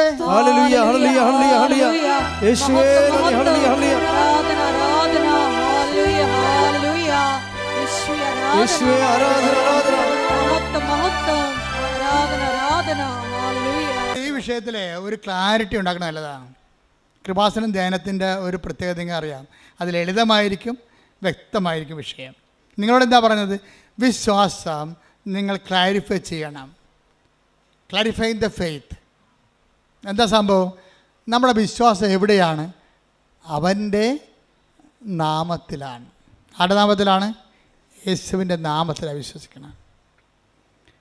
ഈ യേശുവിൻ്റെ നാമത്തിലുള്ള വിശ്വാസം എന്തുകൊണ്ടാണ് നമ്മൾ അവൻ്റെ നാമത്തിൽ വിശ്വസിക്കണം? എന്താ കാര്യം? അവൻ്റെ നാമത്തിൽ, വേറെ എന്തെങ്കിലും നാമത്തിൽ വിശ്വസിക്കാൻ പാടില്ലേ? എല്ലാ മതങ്ങളും ഓരോ വഴികളാണെന്നല്ലേ പറയണത്. വേറെ ഏതെങ്കിലും നാമത്തിൽ വിശ്വസിക്കാൻ പാടില്ലേ? പറ്റത്തില്ല. എന്താ കാര്യം?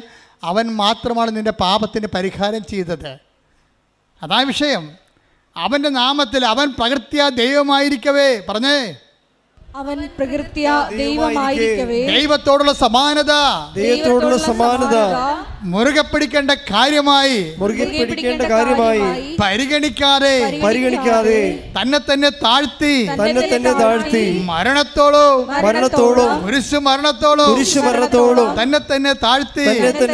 അതിനാൽ ദൈവം അവനെ അത്യധികം ഉയർത്തി എല്ലാ നാമങ്ങളെക്കാൾ ഉന്നതമായ നാമം കൈയെടുക്കട്ടെ. യേശുവേ നന്ദി.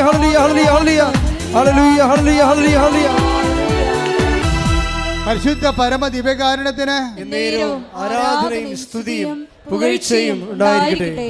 അതാണ് പൗലോസ് പറയണത്. ഞാൻ ആശ്രയം വച്ചിരിക്കുന്നത് ആരിലാണെന്ന് എനിക്കറിയാം. എന്താണ്? എല്ലാ നാമങ്ങളെക്കാൾ ഉന്നതമായ നാമത്തിലാണ്. അതിനാൽ ദൈവം അവനെ അത്യധികം ഉയർത്തി എല്ലാ നാമങ്ങളെക്കാൾ ഉന്നതമായ നാമം അവിടത്തേക്ക് നൽകി. അതിനാൽ അവന്റെ നാമം കേൾക്കുന്ന മാത്രയില് take the bed of God. ശ്രുതികടേ ഹല്ലേലൂയ ഹല്ലേലൂയ. യേശുവേ നന്ദി. ഹല്ലേലൂയ ഹല്ലേലൂയ ഹല്ലേലൂയ ഹല്ലേലൂയ ഹല്ലേലൂയ ഹല്ലേലൂയ. യേശുവേ സ്തുതി. ഹല്ലേലൂയ ഹല്ലേലൂയ ഹല്ലേലൂയ ഹല്ലേലൂയ. 2:9-10 ആകയാൽ ദൈവം അവനെ അത്യധികം ഉയർത്തി. പറഞ്ഞേ, ആകയാൽ ദൈവം അവനെ അത്യധികം ഉയർത്തി. ആകയാൽ ദൈവം അവനെ അത്യധികം ഉയർത്തി. എല്ലാ നാമങ്ങൾക്കും ഉപരിയായ നാമം നൽകുകയും ചെയ്തു. ഇത് യേശുവിന്റെ നാമത്തിനു മുമ്പിൽ സ്വർഗത്തിലും ഭൂമിയിലും പാതാളത്തിലുമുള്ള സകലരും മുട്ടുകൾ മടക്കുന്നതിനും യേശു ക്രിസ്തു കർത്താവാണെന്ന് പിതാവായ ദൈവത്തിന്റെ മഹത്വത്തിനായി എല്ലാ നാവുകളും ഏറ്റുപറയുന്നതിനും വേണ്ടിയാണ്. അപ്പൊ യേശു ക്രിസ്തു ആരാണെന്ന് പറഞ്ഞത്? കർത്താവ്. എങ്ങനെ കർത്താവ് ആകണത്? യേശു ക്രിസ്തു കർത്താവാണെന്ന് പിതാവായ ദൈവത്തിന്റെ മഹത്വത്തിനായി എല്ലാ നാവുകളും ഏറ്റുപറയുന്നതിനും വേണ്ടിയാണ്. അതായത് എല്ലാ നാവുകളും ഏറ്റു പറയണം. എന്താ പറയണം? യേശു ക്രിസ്തു കർത്താവാണെന്ന്. എന്തുകൊണ്ടാണ് ഇവൻ കർത്താവായത്? എല്ലാ നാമങ്ങളുടെയും ഉന്നതമായ നാമം. എല്ലാ നാമങ്ങളെന്ന് പറയുന്നത് എന്താണ്? ഇപ്പോൾ ജപ്തി എന്ന് പറഞ്ഞ ഒരു നാമമല്ലേ? ബാങ്ക് മാനേജർ നമ്മൾ പറയുന്ന ഒരു നാമമാണ് ജപ്തി. ക്യാൻസർ ഡോക്ടർ പറയുന്ന ഒരു നാമമാണ്. അങ്ങനെ ലോകത്ത് ജപ്തികളുണ്ട്, അതുപോലെ തന്നെ പലതരത്തിലുള്ള നാമങ്ങളുണ്ട്. സംശയം ഒരു നാമമാണ്, മദ്യപാനം ഒരു നാമമാണ്. ഇങ്ങനെ എല്ലാ നാമങ്ങളെക്കാൾ ഉന്നതമായ നാമം. ഈ ഉന്നതമായ നാമം കൊണ്ട് മനുഷ്യന് സങ്കടങ്ങളുണ്ടാക്കുന്ന, രോഗങ്ങളുണ്ടാക്കുന്ന, തകർച്ച ഉണ്ടാക്കുന്ന, അപമാനം ഉണ്ടാക്കുന്ന എല്ലാ നാമങ്ങളെയും അവൻ കുരിശിൽ ബന്ധിച്ചിരിക്കുന്നു. കൈയടിക്കട്ടെ, ശ്രദ്ധിക്കട്ടെ.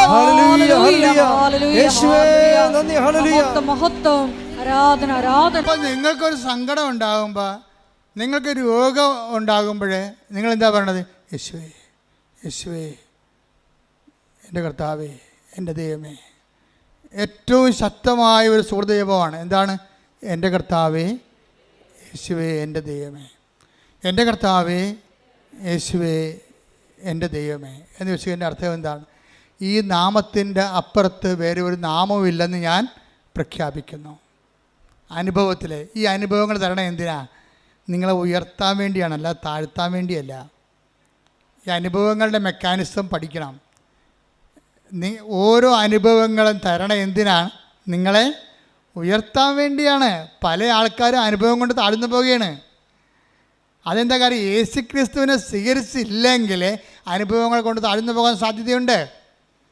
അനുഭവങ്ങൾ എന്താണ്? അനുഭവങ്ങളിലൂടെയാണ് അവൻ ഓരോരുത്തർക്കും ഓരോ കാലം നൽകുന്നു. Take the word of God. അപ്പോസ്തല പ്രവർത്തനങ്ങൾ 17:26.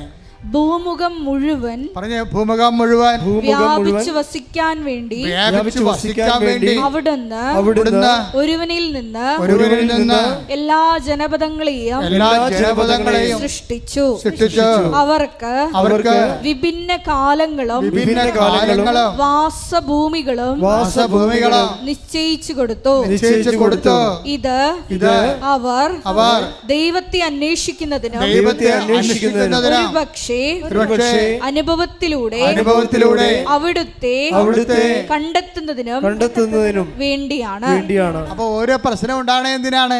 ദൈവത്തെ അന്വേഷിക്കാനാണ്, അല്ല പിശാചിനെ അന്വേഷിക്കാനല്ല. ഓരോ അനുഭവങ്ങൾ ഉണ്ടാകുമ്പോൾ ദൈവത്തെ അറിയാൻ പാടില്ലാത്തവർ ആഭിചാക്കാരെയും കുട്ടിച്ചാത്തിനൊക്കെ അന്വേഷിക്കും. എന്താ കാരണം? ദൈവത്തെ അറിയത്തില്ല. ഓരോ അനുഭവങ്ങൾ ഉണ്ടാകണേ എന്തിനാണ്? ഓരോ സങ്കടങ്ങളും പ്രശ്നങ്ങളും ഉണ്ടാകണേ എന്തിനാണ്? നിങ്ങൾ അത് ദൈവത്തെ അന്വേഷിക്കാനും അന്വേഷിച്ച് അവിടുത്തെ കണ്ടെത്താനും വേണ്ടിയാണ്. പക്ഷേ ദൈവത്തെ അറിയാൻ പാടില്ലാത്തവർ പല പല ക്രിയകൾ ചെയ്തുകൊണ്ട് നടക്കും. അതുകൊണ്ടാണ് ബൈബിൾ പറയണത്, നിങ്ങൾ ദൈവത്തെ അന്വേഷിക്കണത് എന്താണ്? അന്വേഷിച്ചെത്തുമ്പോൾ നിങ്ങൾ എന്താ മനസ്സിലാകണത്? യേശു കർത്താവാണെന്ന് പ്രഖ്യാപിക്കും. നിങ്ങൾ എന്താ കാര്യം? എല്ലാ നാമങ്ങളെക്കാൾ ഉന്നതമായ നാമമുള്ളവനാണ് കർത്താവ്. അങ്ങനെ യേശു കർത്താവാണെന്ന് എന്ത് ചെയ്യണം? അധരം കൊണ്ടേറ്റ് പറയണം. മനസ്സിലായില്ലേ? ദൈവനെ മരിച്ചവർ ഉയർപ്പിച്ചെന്ന് ഹൃദയത്തിലെ വിശ്വസിക്കണം. അപ്പോഴാണ് രക്ഷ ക്രിസ്തുവിനെ പ്രാപിക്കുന്നത്. മനസ്സിലായില്ലേ? ക്രിസ്തുവിനെ ഓരോ വിഷയത്തെ പ്രാപിക്കാൻ പറ്റും. നിങ്ങളുടെ ജീവിത മണ്ഡലങ്ങളെ പ്രാപിച്ചാൽ അതിനെ ബ്ലെസ്സിങ് എന്ന് പറയും. ക്രിസ്തുവിനെ നിങ്ങളുടെ ശരീരത്തെ പ്രാപിച്ചാൽ അതിനെ ഹീലിംഗ് എന്ന് പറയും. ക്രിസ്തുവിനെ നിങ്ങൾ ആത്മാവ് പ്രാപിച്ചാൽ അതിനെ നിത്യരക്ഷയ്ക്ക് വേണ്ടിയുള്ള കൃപയെന്ന് പറയും. കാര്യം എന്താണ്? ക്രിസ്തു എല്ലാമാണ്, എല്ലാവരിലുമാണ്. കൊളോസ്യസ് 3:11 കൈയടിച്ച് സ്തുതിക്കട്ടെ. ഹല്ലേലൂയ ഹല്ലേലൂയ ഹല്ലേലൂയ ഹല്ലേലൂയ ഹല്ലേലൂയ യേശുവേ നന്ദി. ഹല്ലേലൂയ ഹല്ലേലൂയ ഹല്ലേലൂയ ഹല്ലേലൂയ. കൊളോസ്സോസ് 3:11 ക്രിസ്തു എല്ലാമാണ്, ക്രിസ്തു എല്ലാമാണ്, ക്രിസ്തു എല്ലാമാണ്, എല്ലാവരിലുമാണ്, എല്ലാവരിലുമാണ്. അപ്പോൾ ഇവിടുത്തെ കാത്തലിക്സ് അല്ലാത്തവരും ക്രിസ്ത്യൻസ് അല്ലാത്തവരും ഒന്നും വിഷമിക്കേണ്ട കാര്യമില്ല. നിങ്ങളുടെ കണ്ണീരിൻ്റെ കാലത്ത് നിങ്ങൾ കർത്താവിനെയാണ് വിളിക്കണത്. എല്ലാ വിഷയത്തിൻ്റെയും നാമത്തിൻ്റെയും അതിനാഥനായ കർത്താവിനെ വിളിക്കണമെന്നുണ്ടെങ്കിൽ അത് സത്യസന്ധമായിരിക്കണമെന്ന് മാത്രമേ ഉള്ളൂ.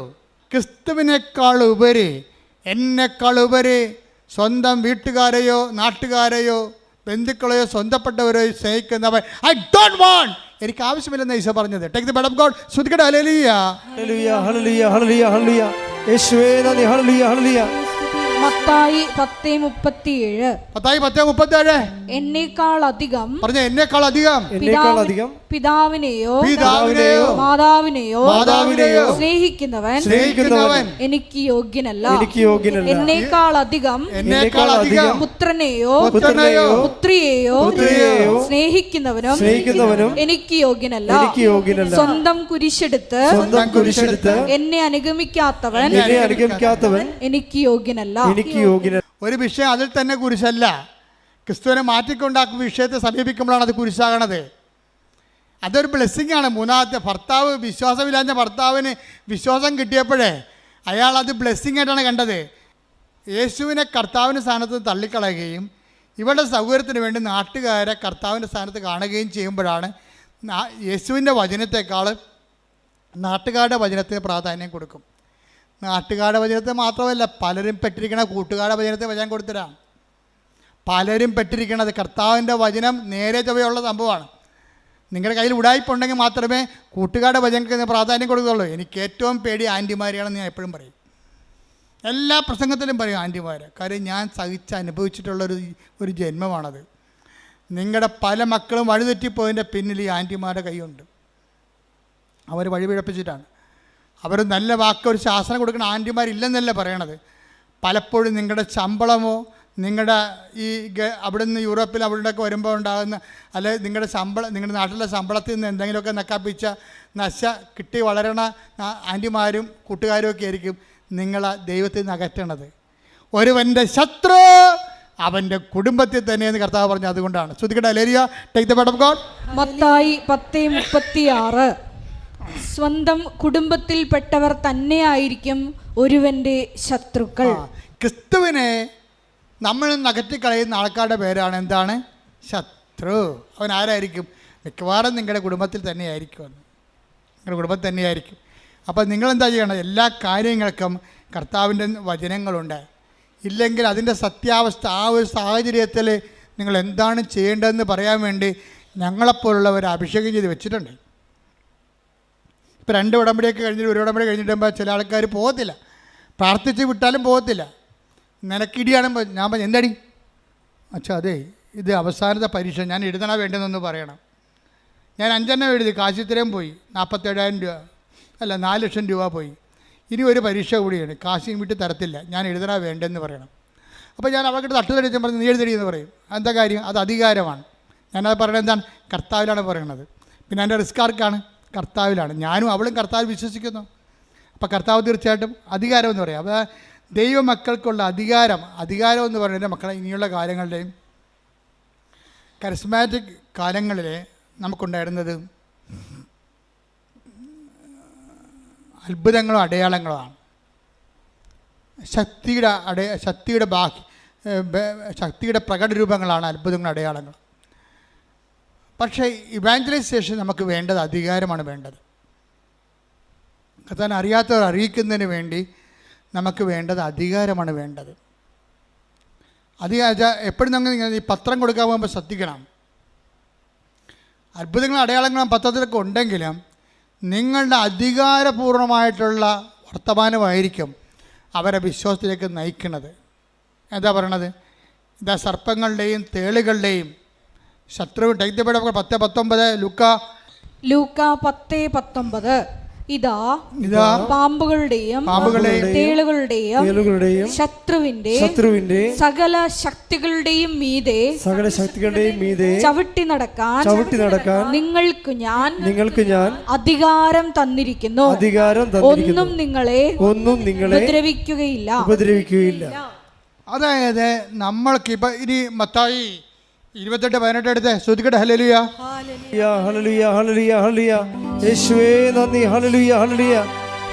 മത്തായി 28:18. മത്തായി 28:18. യേശു അവരെ സമീപിച്ച് അരുൾ ചെയ്തു, സ്വർഗത്തിലും ഭൂമിയിലുമുള്ള എല്ലാ അധികാരവും എനിക്ക് നൽകപ്പെട്ടിരിക്കുന്നു. ആകയാൽ നിങ്ങൾ പോയി എല്ലാ ജനതകളെയും ശിഷ്യപ്പെടുത്തുവിൻ. പിതാവിന്റെയും പുത്രന്റെയും പരിശുദ്ധാത്മാവിന്റെയും നാമത്തിൽ അവർക്ക് ജ്ഞാനസ്നാനം നൽകുവിൻ. ഞാൻ നിങ്ങളോട് കൽപ്പിച്ചവയെല്ലാം അനുസരിക്കാൻ അവരെ പഠിപ്പിക്കുവിൻ. യുഗാന്തം വരെ എന്നും ഞാൻ നിങ്ങളോട് കൂടെ ഉണ്ടായിരിക്കും. സംഭവം മനസ്സിലായില്ലേ നിങ്ങൾക്ക്? ഈ സുവിശേഷം കൈമാറ്റത്തിന് വേണ്ടത് അധികാരമാണ്, ശക്തിയല്ല. ശക്തിയും അടയാളം മാത്രമല്ല, അധികാരം വേണം. അധികാരം വേണമെന്നുണ്ടെങ്കിൽ അധികാരത്തിന് എപ്പോഴും നമുക്കറിയാം അധികാരം എങ്ങനെ ഉണ്ടാകണം. സഭയിൽ അധികാരം ഉണ്ടാകാൻ ഒത്തിരി മാർഗങ്ങളുണ്ട്. അധികാരം ഉണ്ടാകാൻ ഒത്തിരി മാർഗങ്ങൾ നമുക്കുണ്ട്. അത് ഒരു അധികാരം ലോ സ്റ്റാറ്റസിങ് ആണ്. ഉടമ്പടിയിലെ ഏറ്റവും ഘടകമാണ് ലോ സ്റ്റാറ്റസിങ്. എന്നുവെച്ചാൽ അതിനാൽ അത്യധികം അവനെ ഉയർത്തി എല്ലാ നാമങ്ങൾക്ക് ഉന്നതമായ നാമം അവിടത്തേക്ക് നൽകി. അവന് നാമം കേൾക്കുമ്പോഴേ താഴെ പാതാളത്ത് ഭൂസ്വർഗങ്ങളുള്ള എല്ലാ ജീവജാലങ്ങളും മുഴങ്കാൽ മടക്കേണ്ടിയിരിക്കുന്നു. അധികാരത്തിന് ശക്തി അതാണ്. അധികാരമെന്ന് പറയുമ്പോൾ അധികാരമുള്ളവർക്ക് മാത്രമേ സുവിശേഷ വേല ചെയ്യാൻ പറ്റത്തുള്ളൂ. അതുകൊണ്ട് നിങ്ങൾ പത്രം കൊടുക്കുന്നവർ കർത്താവേ സുവിശേഷ ചൈതന്യത്തിൻ്റെ അധികാരം തരാൻ പ്രാർത്ഥിക്കണം. കാരണം നിങ്ങൾ പോണ തേളുകളുടെയും പാമ്പുകളുടെയും ശത്രുവിൻ്റെ സകല ശക്തികളുടെ നേർക്കാണ് പോണത്. നിങ്ങൾ പറയും അച്ഛന് കാശുണ്ടാക്കാനാണത്. നിങ്ങൾക്ക് എന്ത് കാര്യം? നിങ്ങൾക്ക് വിദ്യാഭ്യാസമില്ലേ? നിങ്ങൾക്ക് എന്താ പത്രം നടക്കേണ്ട കാര്യമുണ്ട്? ഇതാ ശത്രുക്കളുടെയും തേളുകളുടെയും ശത്രുവിൻ്റെ പിശാചിൻ്റെ എല്ലാ ശക്തികളടുത്തേക്കാണ് നിങ്ങൾ പോണത്. ആ ശക്തിയെ അതിജീവിക്കുന്ന അധികാരം തന്നാൽ നിങ്ങളെ വിടുന്നത്. അതുകൊണ്ട് തന്നെ നിങ്ങൾ 10:19 പറഞ്ഞുകൊണ്ടിരിക്കണം എന്ന് പറഞ്ഞാൽ ഇതാ ശത്രുവിൻ്റെ ലൂക്കാ 10:19 പറഞ്ഞ ഇതാ ശത്രുവിൻ്റെ സകല ശക്തികളുടെ മേൽ ചവിട്ടി നടക്കാൻ അധികാരം തന്ന എന്റെ കർത്താവേ എന്റെ നാമത്തെ പ്രഘോഷിക്കുന്നതിനായി എന്നെ ശക്തീകരിക്കണമേ. എന്റെ നാമത്തെ കൈമാറുന്നതിനായി എന്നെ ശക്തീകരിക്കണമേ.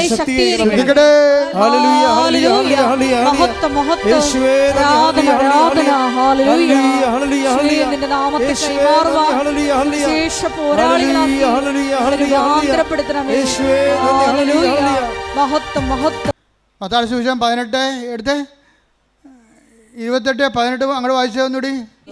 അവരെ സമീപിച്ച് അരുൾ ചെയ്തു,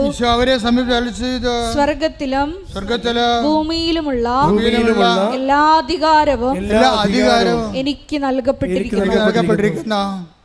അടുത്ത വാചനം. ആകയാൽ നിങ്ങൾ പോയി എല്ലാ ജനതകളെയും ശിഷ്യപ്പെടുത്തുവിൻ. പിതാവിന്റെയും പുത്രന്റെയും പരിശുദ്ധാത്മാവിന്റെയും നാമത്തിൽ അവർക്ക് ജ്ഞാനസ്നാനം നൽകുവിൻ. ഞാൻ നിങ്ങളോട് കൽപ്പിച്ചവയെല്ലാം അനുസരിക്കാൻ അവരെ പഠിപ്പിക്കുവിൻ.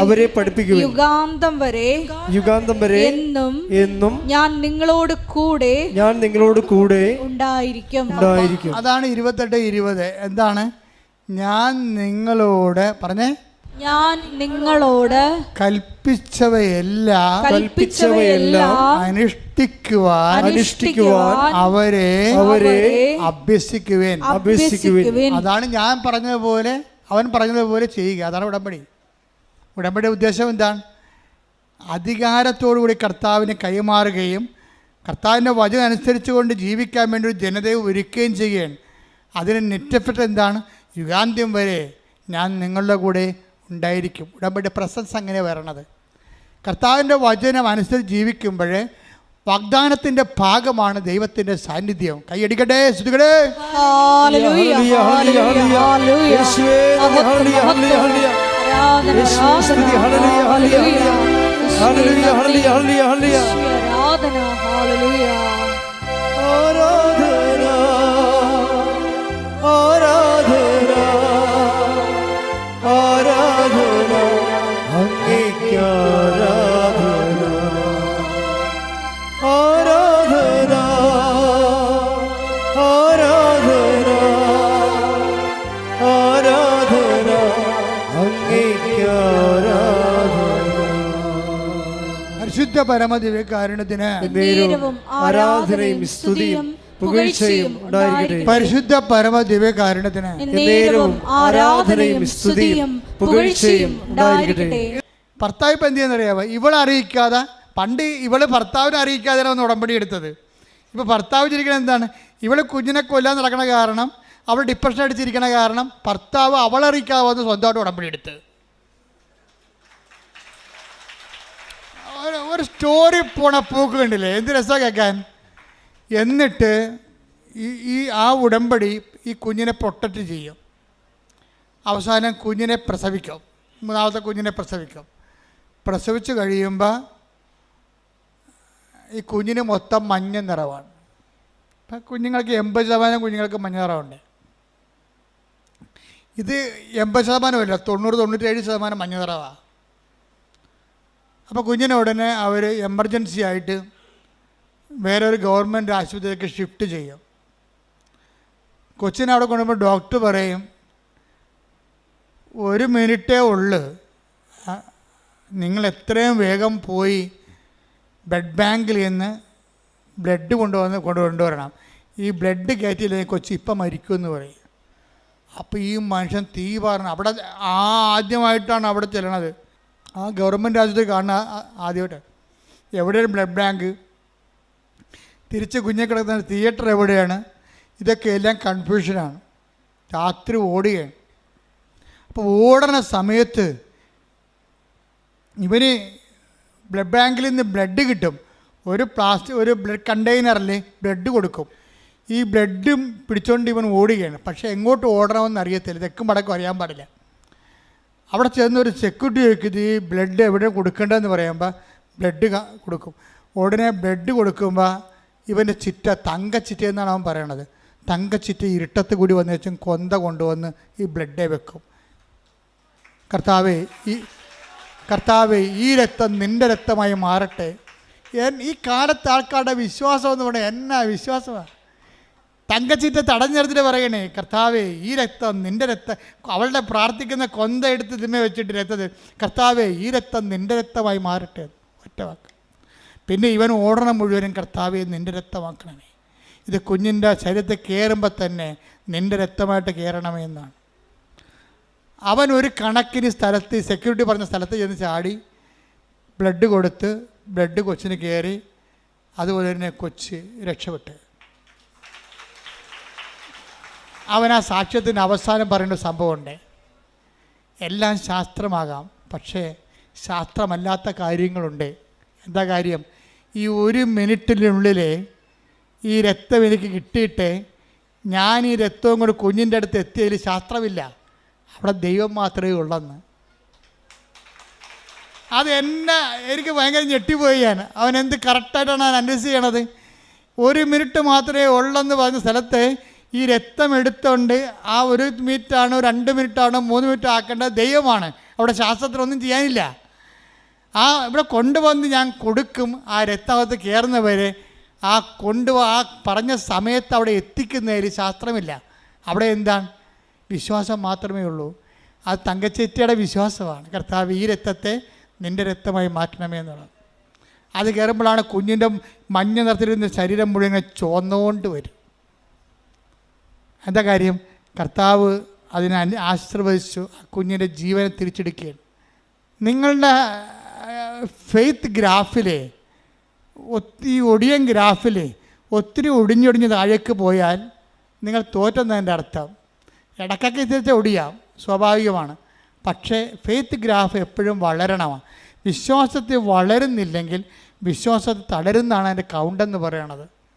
അതുകൊണ്ട് ആവശ്യമില്ലാതെ നിങ്ങളുടെ സൗകര്യം നോക്കിയിട്ട് മറ്റവരെന്ത് പറയും, വീട്ടുകാരെന്ത് പറയും, കൂട്ടുകാരെന്ത് പറയും, പാർട്ടിക്കാരെന്ത് പറയും, ഒരു മനുഷ്യൻ നോക്കരുത്. നിൻ്റെ കർത്താവ് എന്ത് പറയുന്നു അതനുസരിച്ച് ചെയ്യാനാണ് നീ ഉടമ്പടി എടുത്തിരിക്കുന്നത്.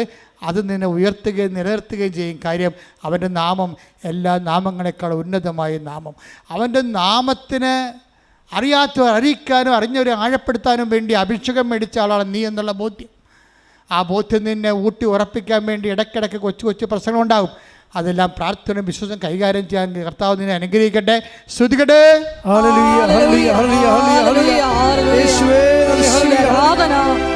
ജീവിതത്തിലെ എല്ലാ പ്രതിസന്ധി ഘട്ടങ്ങളിലും നീയാണ് കർത്താവെന്ന് ഉറക്കെ പ്രഖ്യാപിക്കുവാൻ ഈ ആരാധനയിലൂടെ ഞങ്ങളെ തിരഞ്ഞെടുത്ത് അഭിഷേകം ചെയ്യണം. രോഗസൗഖ്യ പ്രാർത്ഥനയുടെ സമയമാണ്.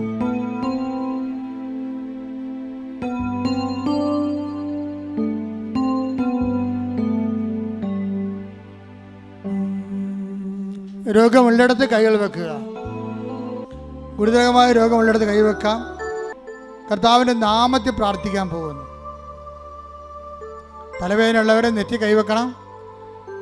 ഉദരരോഗമുള്ളവരെ വയറിൽ കൈവെക്കണം. കരരോഗമുള്ളവർ നെഞ്ചിൻ്റെ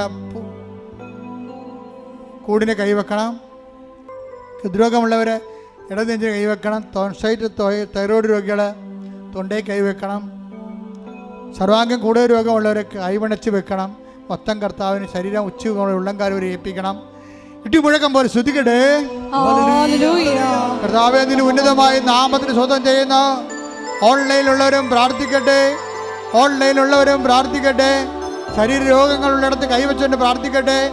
38 വർഷം ഞാൻ അർപ്പിച്ച കുർബാനയുടെ യോഗ്യതയാൽ കൃപാസന അൾത്താറെ സമയ ഘടികാരം നെഞ്ചിൽ ചാർത്ത് ജീവനോടെ പ്രത്യക്ഷപ്പെട്ട പരിശുദ്ധ അമ്മയുടെ മാധ്യസ്ഥത്തില് യേശുവിൻ്റെ നാമത്തില്, യേശു കർത്താവിൻ്റെ നാമത്തില് മാരക രോഗങ്ങള്, തീരാവേദികള്, ജീവിത ദുരിതങ്ങള്, ജീവിത തടസ്സങ്ങള്, ജോലിയില്ലാത്ത അവസ്ഥകള്, വിസ കിട്ടാത്ത അവസ്ഥകള്, സാമ്പത്തിക തകർച്ചകള്, വീടില്ലാത്ത അവസ്ഥകള്, സ്ഥലമില്ലാത്ത അവസ്ഥകള്, സമാധാനമില്ലാത്ത അവസ്ഥകള്, അകന്നുപോയ ഭാര്യ ഭർത്താക്കന്മാര്, മക്കളില്ലാത്തവര്, സാമ്പത്തിക തകർച്ച വന്നുപോയവര്, കടത്തിലായിപ്പോയവര്, ജപ്തിയായിപ്പോയവര്, മാരക രോഗികള്, ജീവിതത്തിന്റെ സർവമണ്ഡലങ്ങള് യേശുവിന്റെ നാമത്തിൽ സൗഖ്യം പ്രാപിക്കട്ടെ, വിടുതൽ പ്രാപിക്കട്ടെ.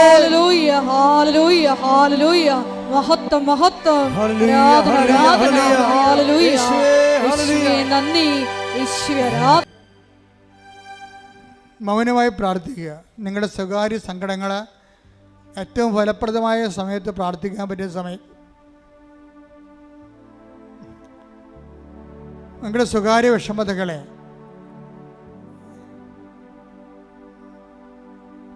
ഏറ്റവും ഫലപ്രദമായി പ്രാർത്ഥിക്കാൻ പറ്റിയ സമയമാണ് ഈ ആരാധന സമയം. അമ്മയുടെ മധ്യസ്ഥതയിൽ നിങ്ങളുടെ സങ്കടങ്ങളെ, രോഗങ്ങളെ, തടസ്സങ്ങളെ പരിശുദ്ധ അമ്മയ്ക്ക് ഏൽപ്പിക്കുക. ഡേറ്റിട്ട് ഏൽപ്പിക്കുക.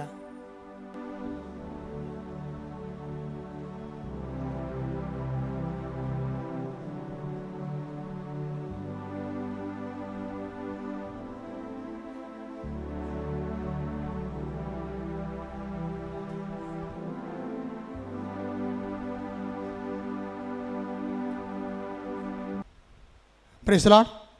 മുട്ടനിക്കുക.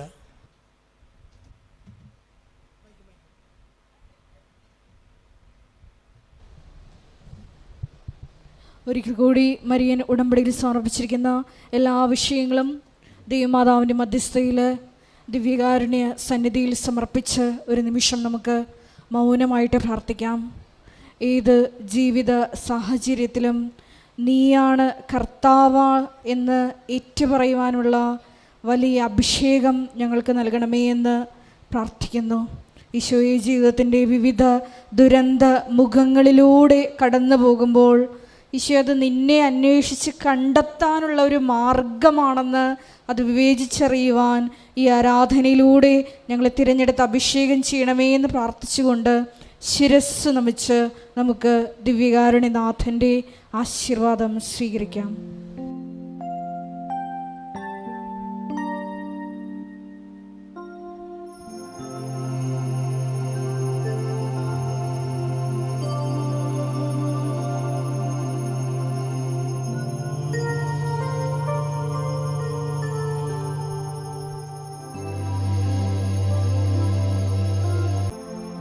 പരിശുദ്ധ പരമമാ ദിവ്യകാരുണ്യമേ, എന്നുമെന്നും അങ്ങേയ്ക്കാരാധന. പരിശുദ്ധ പരമമാ ദിവ്യകാരുണ്യമേ, എന്നുമെന്നും അങ്ങേയ്ക്കാരാധന.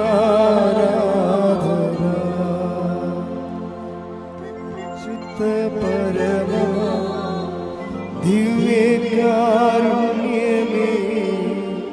എന്നുമെന്നും അങ്ങേയ്ക്കാരാധന.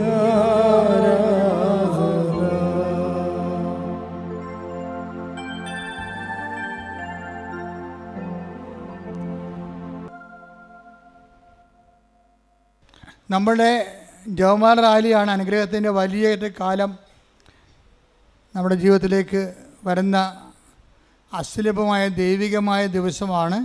ഏത് ദിവസമാണത്? ഒക്ടോബർ 26. എല്ലാ ദിവസവും പ്രാർത്ഥിക്കണേ. ഈ പ്രാവശ്യം റൂട്ടിന് കുറച്ച് വ്യത്യാസമുണ്ട്, അപ്പോൾ നിങ്ങൾ ശ്രദ്ധിക്കേണ്ട കുറച്ച് കാര്യങ്ങളുണ്ട്. നമ്മുടെ കൃപാസനം പത്രത്തിൻ്റെ ഫ്രണ്ട് കണ്ടോ? ഇത് കണ്ടോ? ഈ ഫ്രണ്ടായിരിക്കണം കാറിൻ്റെ ഫ്രണ്ടിൽ വെക്കേണ്ടത്.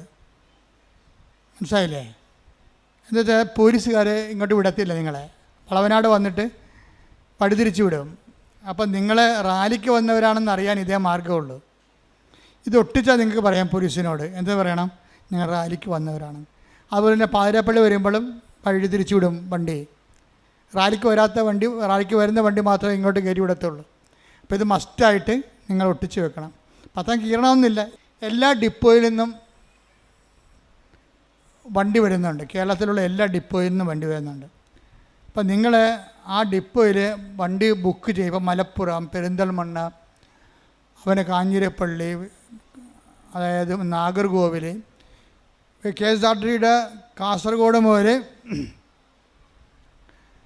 കന്യാകുമാരി വരെയുള്ള എല്ലാ ഡിപ്പോയിൽ നിന്നും കൃപാസന റാലിക്ക് പ്രത്യേകം വണ്ടി ഗവൺമെൻറ് ഇട്ടിട്ടുണ്ട്. പത്തതിന് ബാക്ക് നോക്കിക്കഴിഞ്ഞാൽ നിങ്ങളുടെ സ്ഥലം പെരിന്തൽമണ്ണയാണെങ്കിൽ പെരിന്തൽമണ്ണ ഏത് നമ്പറിലാണ് വിളിക്കേണ്ടത്? ഇതിൻ്റെ ഈ നമ്പർ ജില്ലാ ബഡ്ജറ്റ് ടൂറിസം സെൽ കോർഡിനേറ്റർമാരുടെ നമ്പറാണ്. അവരാണ് നിങ്ങളുടെ സീറ്റ് ബുക്ക് ചെയ്യണത്. അതിവിടെ എഴുതിയിട്ടുണ്ട്.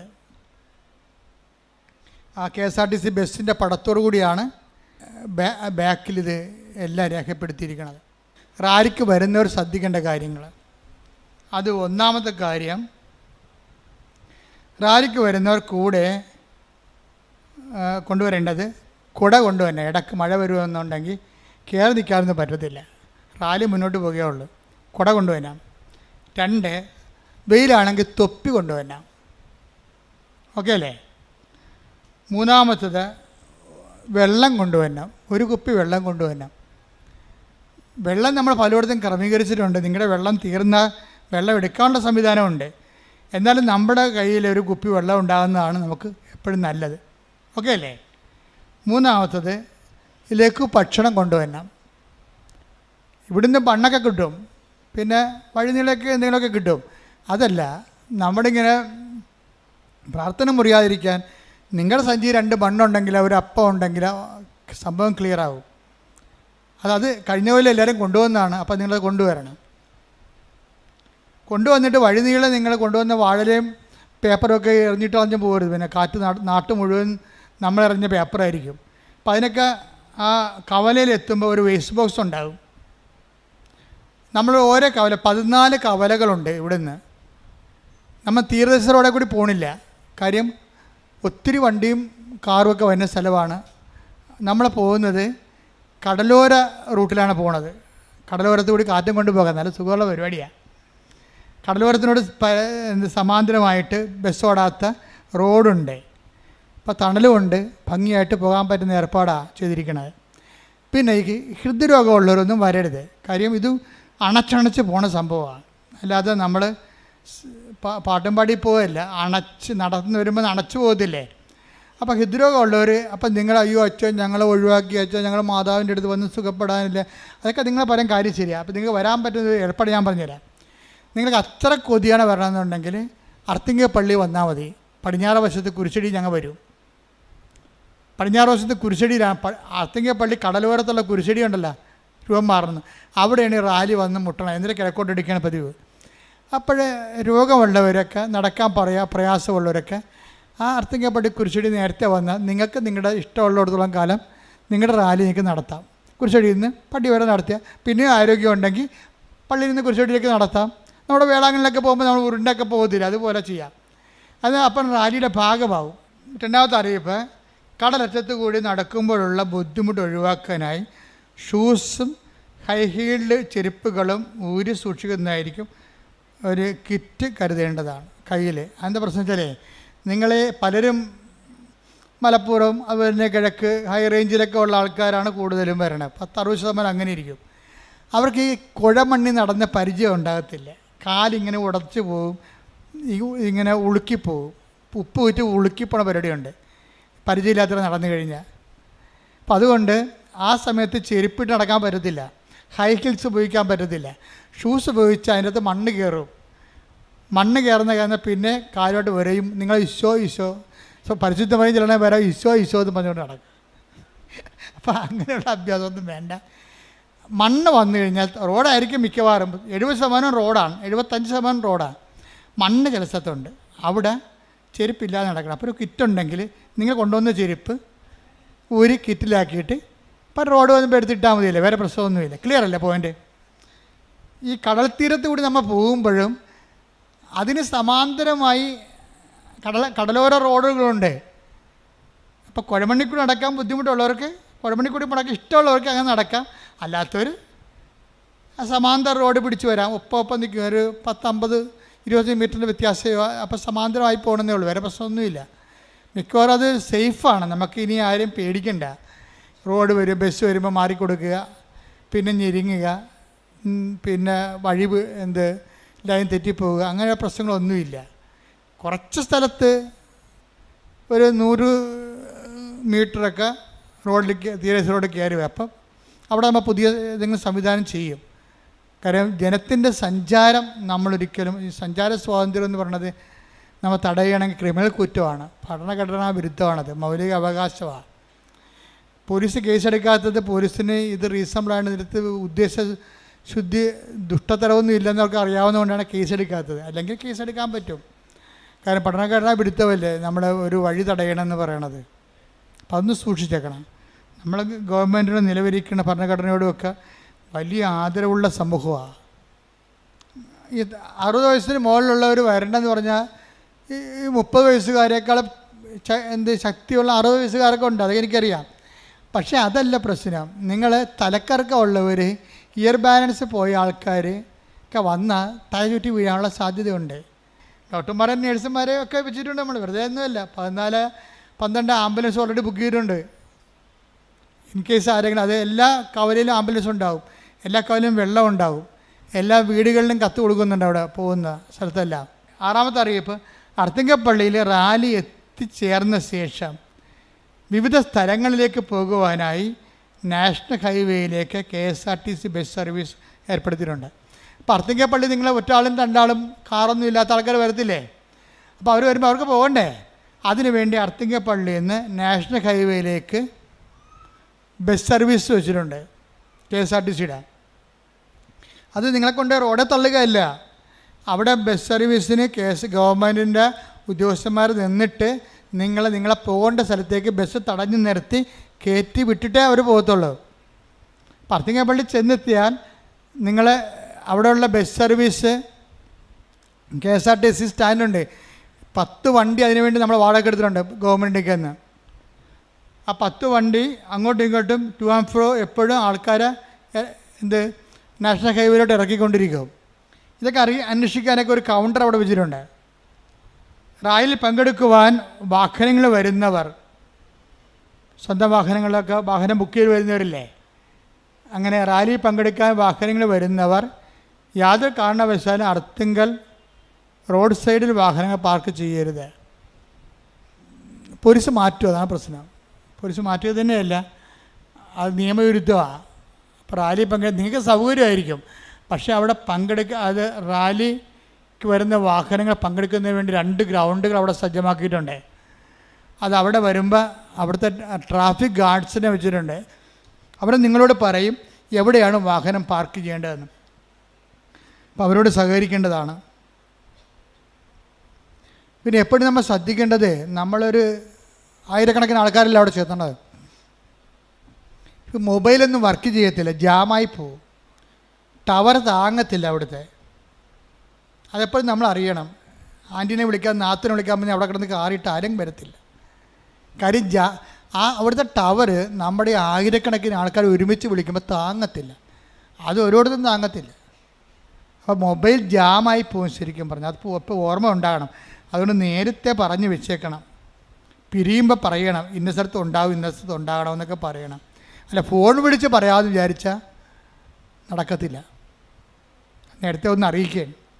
റാലി നമ്മൾ എന്തുമാത്രം സ്വന്തമായിട്ട് ജപമാല ചൊല്ലി ഇത് സുരക്ഷിതമായിട്ട് നടക്കാനും ഇന്നത്തെ സാഹചര്യത്തിൽ ലോകസമാധാനം തന്നെയാണ് ജപമാല റാലിയുടെ ആത്യന്തികമായ ലക്ഷ്യം. കൃപാസന ആൾക്കാരെ ജീവനോടെ പ്രത്യക്ഷപ്പെട്ടിട്ട് അമ്മ നമ്മളോട് ആവശ്യപ്പെട്ടതാണ്. എന്താണ്? ദുരന്തമുണ്ടാകാൻ പോണ് പ്രാർത്ഥിക്കണമെന്ന്. ആ ദുരന്തത്തിലേക്കാണ് ലോകം പോയിക്കൊണ്ടിരിക്കുന്നത്.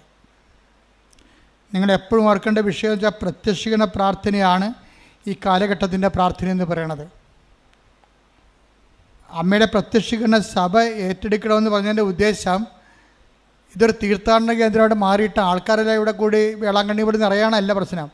അങ്ങനെ ഒരു അജണ്ട പോലും നമുക്കില്ല. ദൈവത്തിനൊരു അജണ്ടയുണ്ട്. എന്താണത്? ലോകത്ത് ദുരന്തമുണ്ടാകാൻ പോകുന്നു.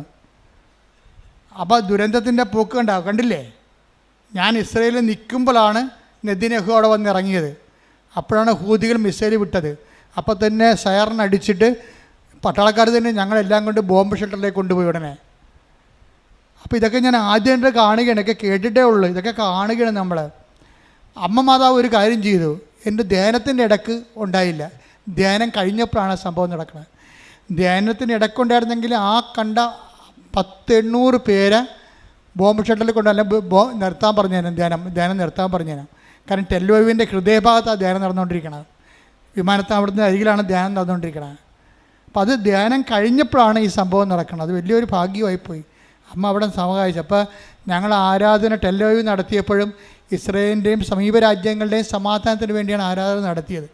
അപ്പോൾ അവിടുത്തെ ആൾക്കാരെ പിടിച്ചത് യൂട്യൂബിൽ ഇട്ടിട്ടുണ്ട്. ഇപ്പോൾ ഞാൻ കണ്ടായിരുന്നു കഴിഞ്ഞ ദിവസം. അപ്പോൾ അതെന്താ സംഭവം എന്ന് വെച്ച് കഴിഞ്ഞാൽ നമ്മളുടെ ഉത്തരവാദിത്തമാണ്. ലോകത്തിൽ ഓരോരുത്തരും പറയാതെ അമ്മ ഈ കുഞ്ഞൾത്താരെ വന്ന് പറഞ്ഞെങ്കിൽ അമ്മ നമ്മളെ യോഗ്യമായി ദൈവത്തിൻ്റെ സന്ദേശം കൈമാറാനുള്ള വ്യക്തികളായിട്ടും ശുശ്രൂഷാ കേന്ദ്രമായിട്ടും തിരഞ്ഞെടുത്തുന്നതിന് എൻ്റെ അർത്ഥം.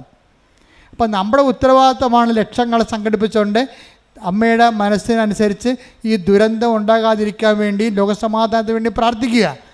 അതിൻ്റെ ഭാഗമായിട്ട് നമ്മൾ 2001 മുതൽ പ്രാർത്ഥിക്കുന്നവരാണ്.